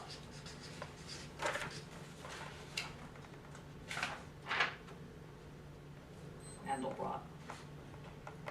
And I just read actually Benoit. last night. He said, I put it in my phone because I remember. Because he said in a picture, I always look for identity, difference, and symmetry. Good. Good. So now let's think about this. So we have on the table a fractal, which is a slice of the whole picture in a tiny form or bigger form. So can you give me an example of a fractal in walking around? Feathers, Ferns. ferns. Snowflakes. But they're not identical. Someone said it had to be identical. Well, No, part of it. if when you look at a tree leaf, let's say a leaf, here, it's a leaf, a fractal,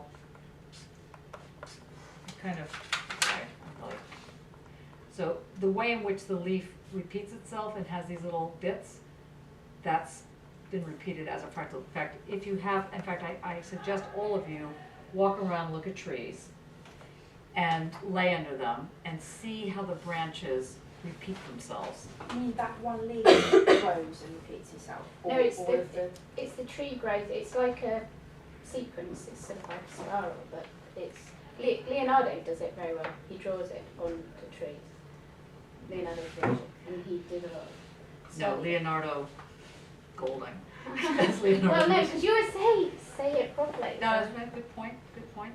No, what's confusing, and I can understand this being confusing, and this is where the fractal, as a repetition of the same thing, gets kind of crazy. Mandelbrot uses the notion of fractal to understand how coastlines operate.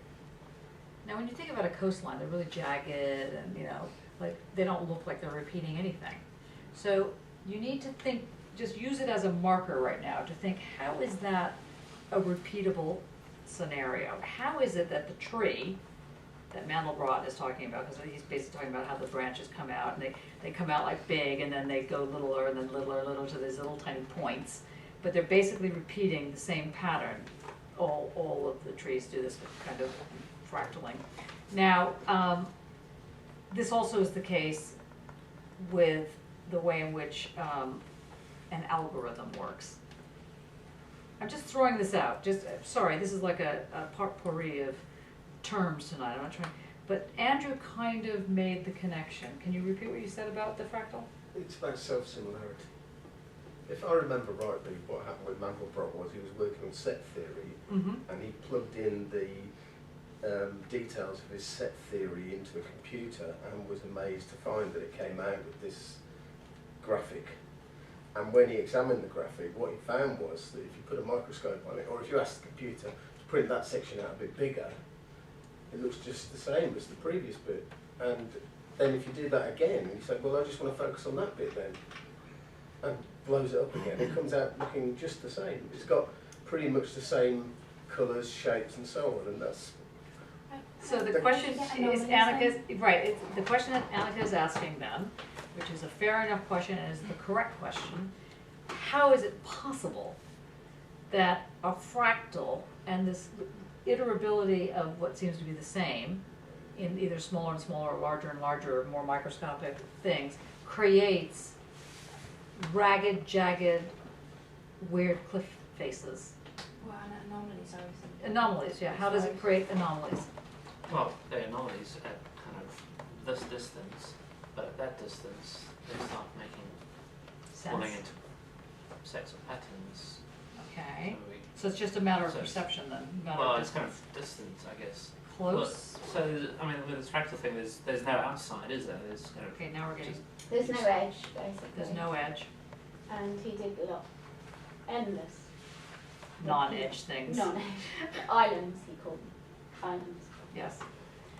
And yeah, he repeated them over and over, but they were all slightly different, and they were all sort of edgeless as well. Okay, so let's, His Julia set, yes, yeah.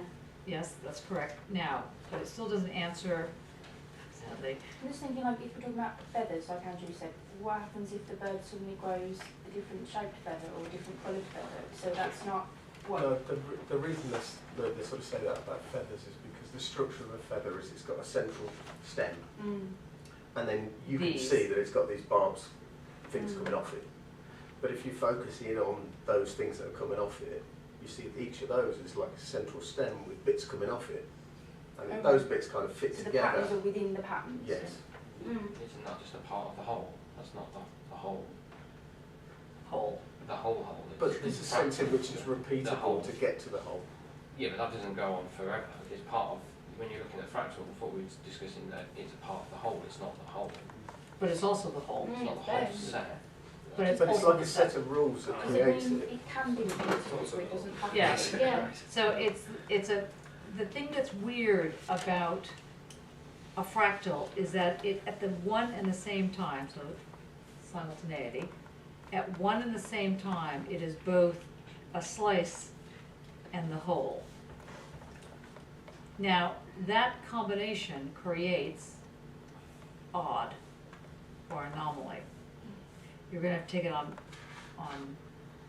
form right now, I mean, which I don't think is the correct thing to do, but we haven't got, I'm just trying to lay down the groundwork here so that you can get a sense of what's gonna happen, 'cause we haven't even gone on our fast ride yet. We're just, I feel like we're a little train, chug, chug, chug, chug, chug. Do you ever, as a little kid, does anybody ever have the train that could, or whatever it's called? No? You didn't have the train that could? I want the train that could. That's right, the train that could, does anybody, I had trains, just not the train that could. the train that could, yeah, the train that could, the train that, who doesn't know about the train that could? You've never heard of the train that could? Wow, we were lucky. You had the train that could. Oh, yeah. Yeah. What? Everything, the train, with the little train that could. It had to chug up the hill, but because it hadn't, like, I don't know, had wheeze and hadn't done its exercising and whatever the issues were. It was little. Oh, that was the other problem, it was little, yeah. So because it was this little thing, it was like going up the hill, and could it make it, and that was the name, could, and that was the rep, sorry, that's, Oh, that's fine. My son had a faster red train. It's the same thing. It just kept going faster. It had to get somewhere. yeah. That was the refrain going all the way through it. Good. So the little train that could, God. Get the end. So this refrain is a segment. And then we haven't quite figured out the other thing, that sort of zero, because we know that has to do with the rhizome. I'm going to throw in one more expression, because you guys, we will look at the actual pages. I mean, I hate to look at these pages, because sometimes I just think I'm taking it by the hand and it's too easy. But in the section on rhizome, he lists like 7 things a rhizome is. And it jumps, it's a cartography, right? You remember all this? Okay, I will go through them in a minute. But the one thing that it forms, now let's see if I can kind of draw it on this. Maybe I'll use a different pen.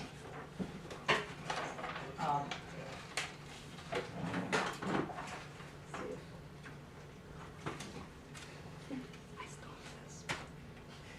Okay. All right. Okay, so here we have, I don't know, rhizome moment. So it spores. Ding, ding, ding, ding, ding, ding. It's sporing. Okay, now, want to connect the dots? You can get out of your chair if you want.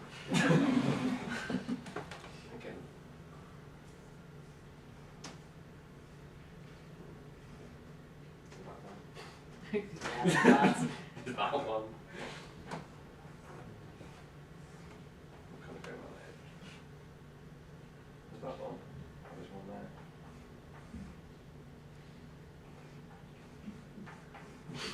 Okay, good. Got them all? I think so. Okay, good. Can everybody see this kind of? No?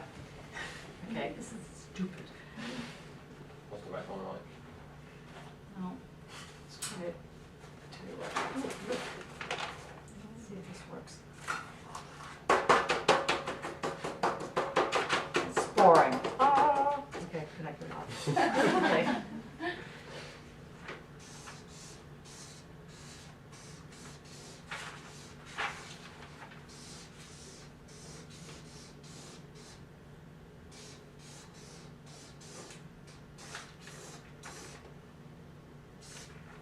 Voila. Okay, excellent. Now,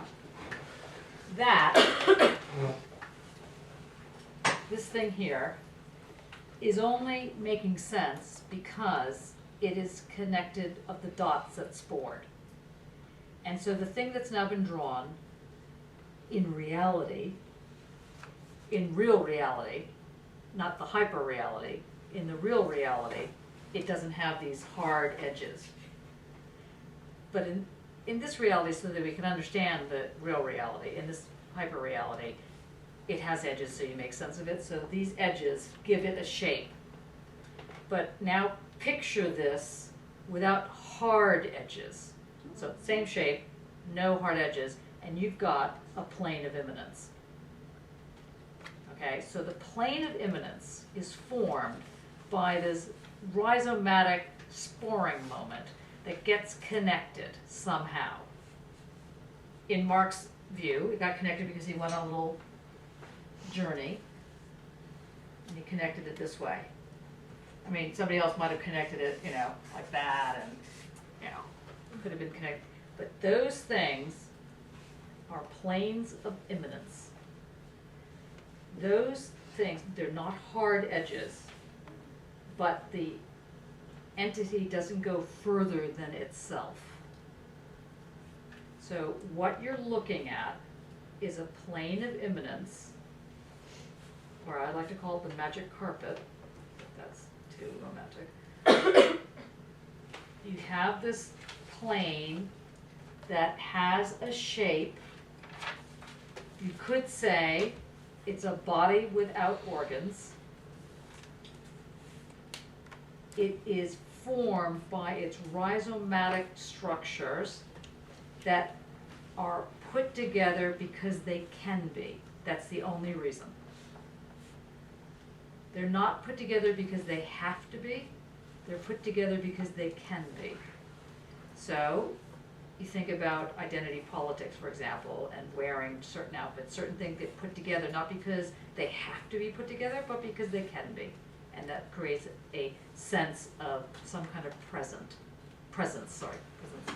So this plane of immanence, this sort of mad structure, you could never come up with Hegelian dialectics. Now, in a certain sense, like, who cares? This is not going to build a highway, but it is going to build art. So we circle back to this question. We have the iterability. So one of the things is that, the things that the repeating of the sporing.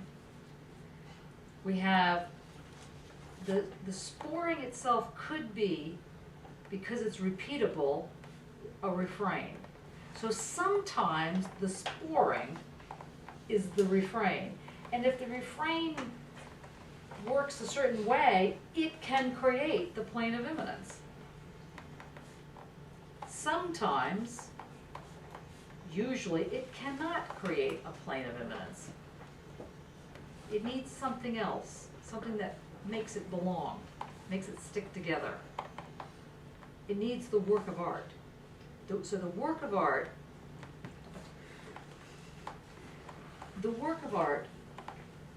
is that which connects the dots. That's your work of art.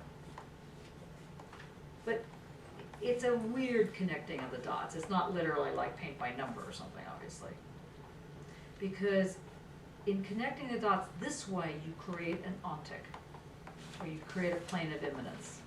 You create a plane. Forget about the fact that it's immanent at the moment. Create a plane. Okay. Now, can you open your thing to Leotard, not to Deleuze, because you'll have plenty of time to read Deleuze. We'll do it again next week. But I just want you to hear this one bit. So, in libidinal economy, there's one thing I want you to listen to. I'm going to read this to you. Now, I asked you to take a look at the glossary for today, and that which is on page. Let's see what page. It's a glossary, right? So, the ones you need to think through is number one is concentratory, or concentrated, or concentration, or concentratory. These are neologisms. Dispositif, incapacity, jouissance, the libidinal band, number 9, the bar, number 10, and the great zero. Actually, intensities and the tensor also important. So you need to take a look at these and begin to play around with them. You'll see actually the simulacra, there's quite a few that are important. Now, we're going to circle back to that, but I just don't want to run out of time before I do this other thing. This book is considered to be a provocation. He wrote this book as I often said before when I've brought it to the fore, as every person who gets involved with scholarship of some kind runs into the fact that they have to deal with colleagues who are in more or less the same field. And there's often a kind of competitive thing. You'll find this out as you progress into the wonderful world of creative thinking. So in France at one point there was a movement called socialism or barbarism, and it was again this kind of either or. It was very, very important thing. And there's also a move around the left. There's a move around the right.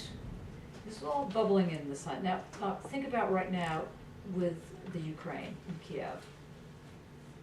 Your family safe? Yeah. Okay. Yeah. Now, Putin has just announced this morning that this was an unlawful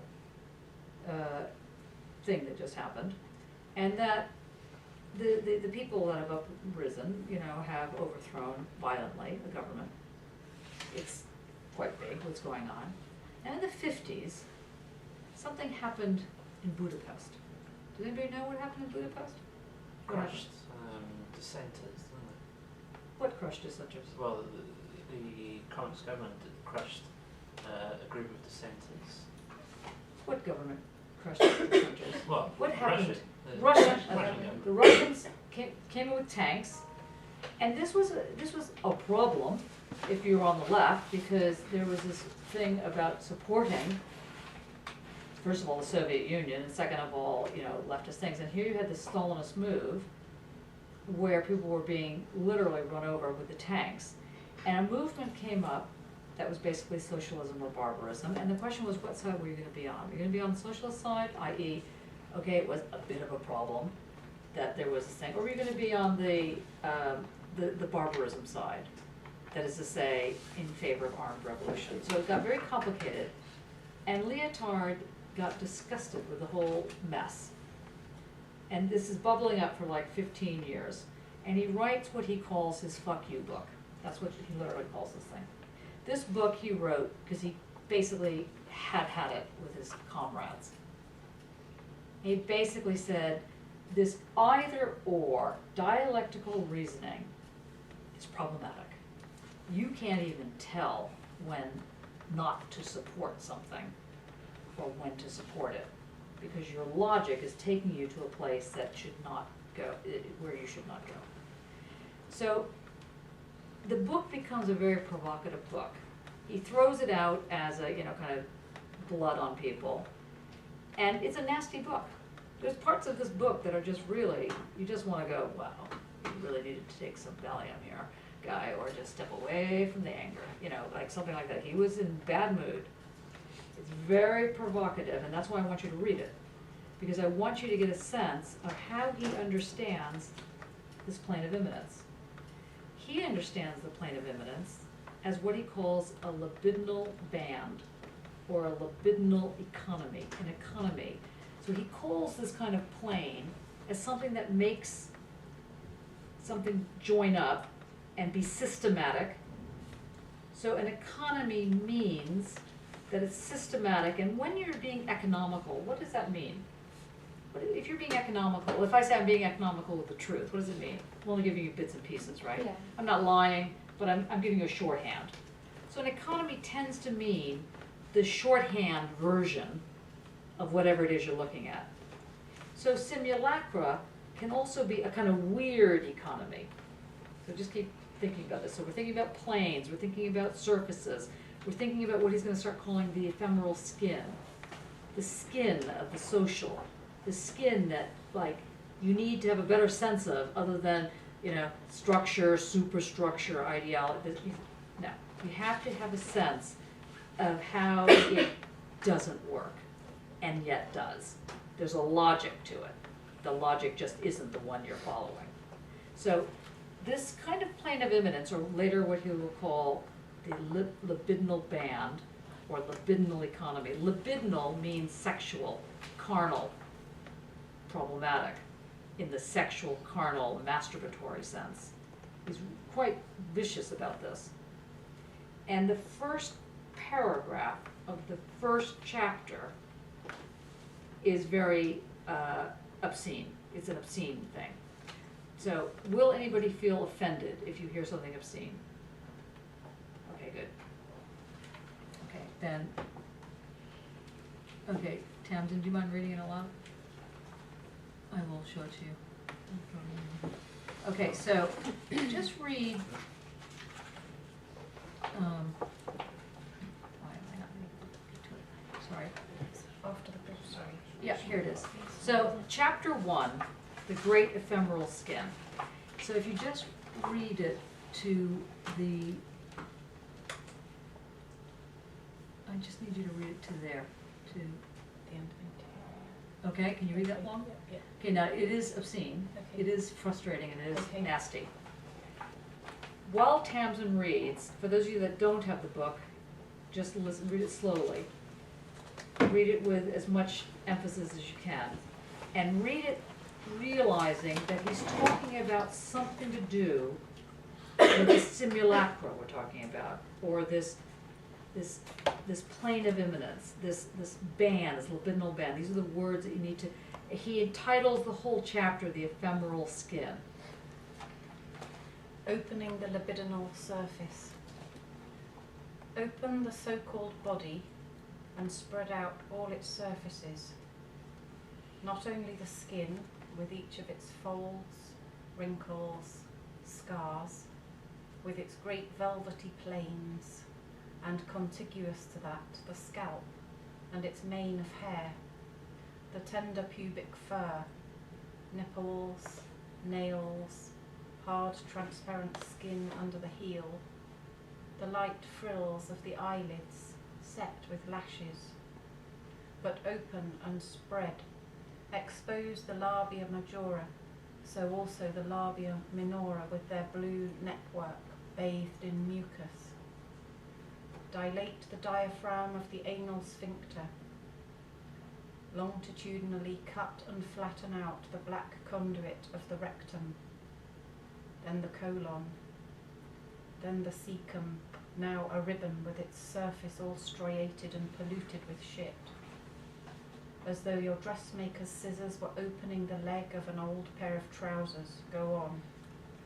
Expose the small intestine's alleged interior, the jejunum, the ileum, the duodenum, or else, at the other end, undo the mouth at its corners, pull out the tongue at its most distant roots, and split it.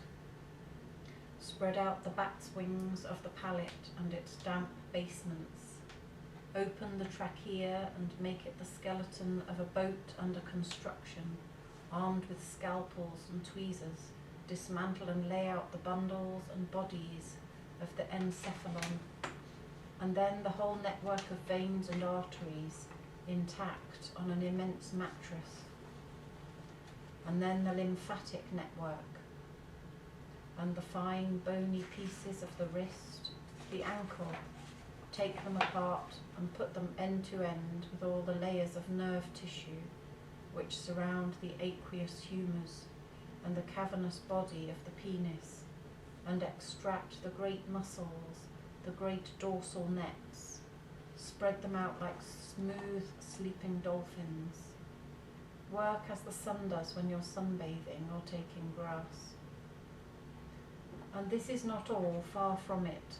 Connected onto these lips, a second mouth is necessary, a third, a great number of other mouths, vulvas, nipples, and adjoining the skin of the fingertips, scraped by the nails, perhaps there should be huge silken beaches of skin, taken from the inside of the thighs, the base of the neck, or from the strings of a guitar.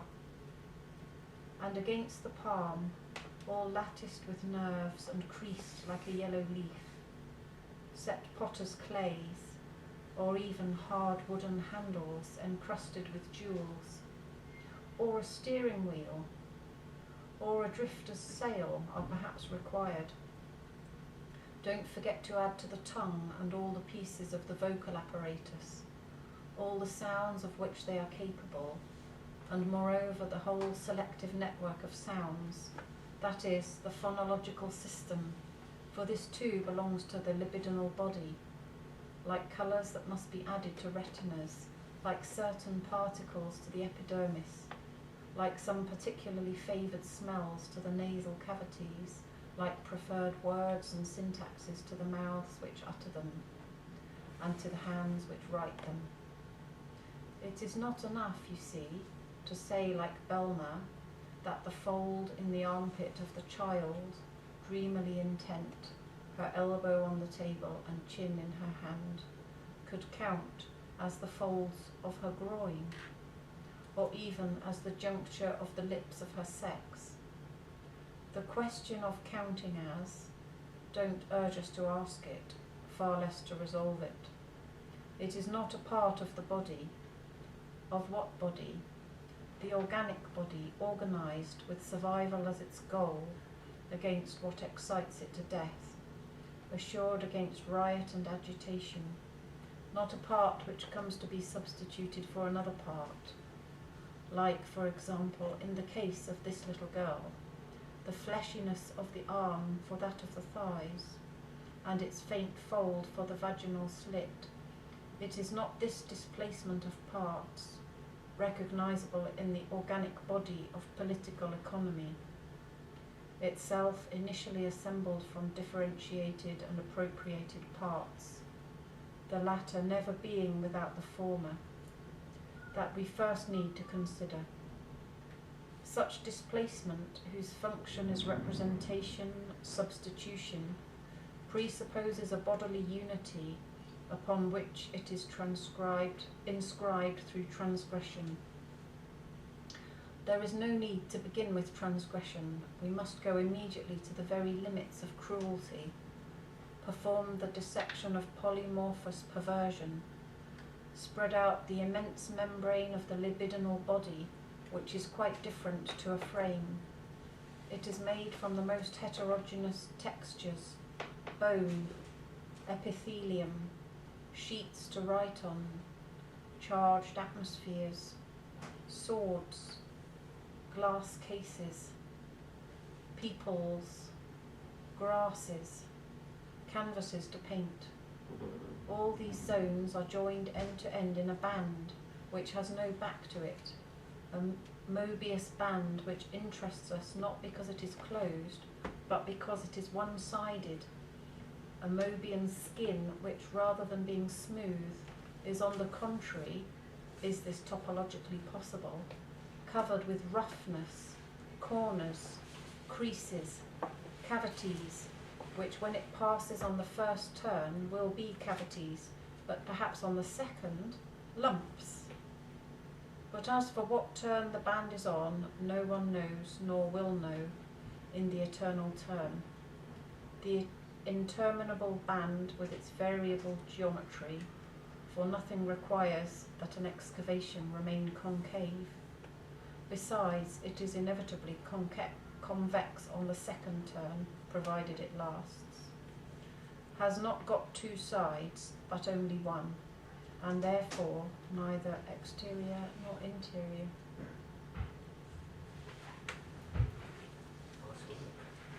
Yeah, it was very good.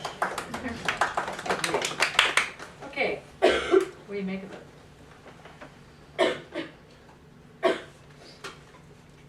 It reminded me of painting that I once saw in Belgium, and I can never get it out of my head.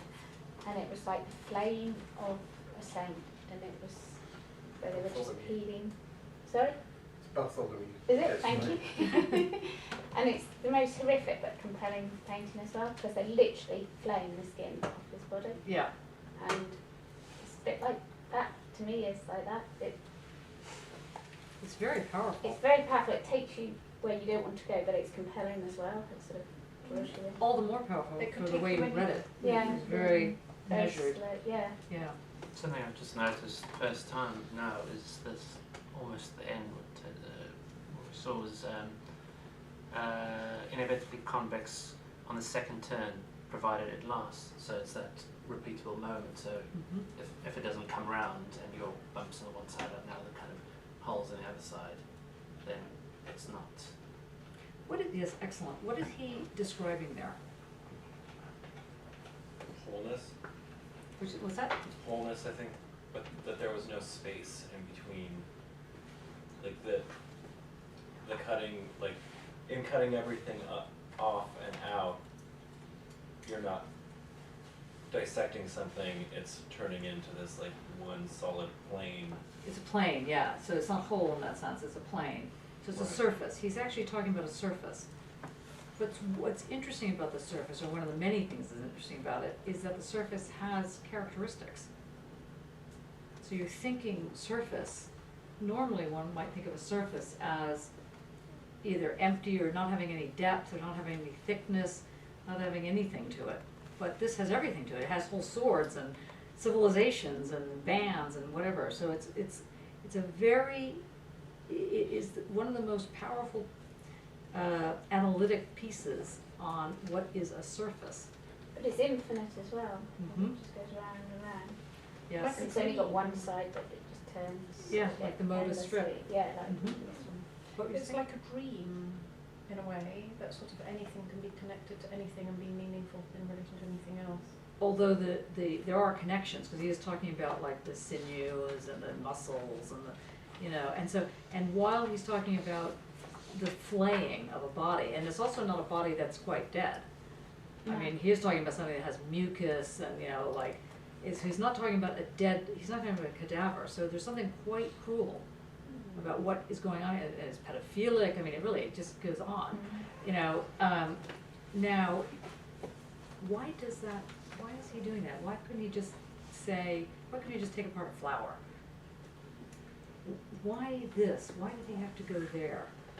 Is it because, I think you've said it before, it's any kind of political movement, or it's kind of based on the sexual, there's always a sexual element behind. This is cruel. Yeah. This is not just any old sexual element. Well, I mean, It's a site of our experience. That's a pretty rough experience.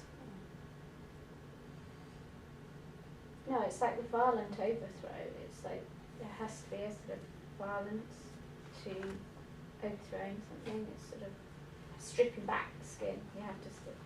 It's close. It's creating an awareness of maybe the reader's own sense of their own body as well, like potentially bringing them to like a meditative state while they're reading it. Yeah, that's true. Well, especially if it's read in that measured sort of way. Yeah, absolutely. So you know, there is the ripping apart of one's own body, of It's you the know, laying bare, isn't it? the laying bare. Yeah. Okay, so part of the lecture mentioned Freud, and do you remember what was mentioned with Freud today? About letting go, about being able to. What was it called? the work of mourning. The work of mourning. So there's a work going on here. There's a work that requires some relationship between cruelty and limits and going where one dare not ever go, and at the same time not foregrounding it as transgressive. Did you notice how he said people often start off trying to represent it or trying to talk about transgression, but that's what we're doing here. Did you want to say something? No, just had that almost ready to say something. Look. I was just thinking about the plasticized cadavers. Yeah, I went to see one of those shows and he had one piece which was like the whole skin. You mean the body worlds thing? Yeah. Yeah. The whole skin was stretched out and peeled, and it didn't just look like they'd laid it down, it looked like it had been stretched like a canvas listed in there. About maybe a canvas. What did you think when you went there? It was kind of spooky, the separation from the object, but also familiarity as well. Like there was, it's almost like you try to distance yourself because it is a dead human being in front of you, but you're trying to look at it as something else. Specimen. Yeah. Yeah. I just thought, I mean, I know you were saying earlier it's quite different to Christiva, but that whole idea of it being a cadaver and that abject thing, that's very much like an abject thing, isn't it? That, with it being an object. It is. So is he getting into that when he's discussing, I'm trying to think, where's that image that he talks about, the girl, or that, is that Freud? The girl that The girl Yeah, that, like and that. is it that sexual, Sure. is Freud, is that Freud who talks about that image? I think it's just an image Or of is a it just child. a general image? Yeah, that- the It's child's like, it's like the the school Alice picture. child, isn't it? Yeah, It's, yeah. It's little, it's sort of all those things. But also, you're right, the body is abject, but he doesn't talk about it as abject. Yeah. There's no, he's talking about it in a cold way. Normally when you read Christeva, she's not cold about the objection. She's angry or sorrowful or something, some sort of reaction. You know, this is just very calculated. So this body comes into, as well, just reading this again, I haven't read it for a while, I haven't read it this week for a while. But, so the body also, it just contains like ideas and concepts, and like there's a huge amount of stuff here that is not actually even about ripping apart open the physical body, is there? Because he's talking about preferred uses of syntax and Phonemes and smells. yeah, smells and scents, and yeah, I mean that's a lot more there than just. I mean, he says what body, the organic body, because that's kind of the closeness that he felt, and then kind of felt he was distancing himself from after post. Where was the kind of uprising, and then post 68, where he kind of then talks about this thing that they're also intimate with, Mhm. and he starts opening it up to kind of splay open the shits and the goods and the teeth and the Mhm. whatever of it. Yeah, Yeah. he goes on to talk about the zero, doesn't he? Mhm. Basically. And keep remembering that this part is entitled The Great Ephemeral Skin. So it's not that I think that the Deleuze and Guattari pieces on the refrain and the rhizome aren't important, they're very important. It's just that to understand the color of time, or the color of imminence, the way that's being developed here, that's why I wanted to draw your attention to this bit. You can always circle back, and we will for next week, because now we're actually really running late. I know that there was a lot today, with the iterabilities, commensurabilities, singularities and whatnot, but just keep trying. By the end of this week, I'll have your questions and I'll send them out to everybody. So I do apologize about that, it's just been a little bit crazy, you know. But okay, thanks, and give me your message, please.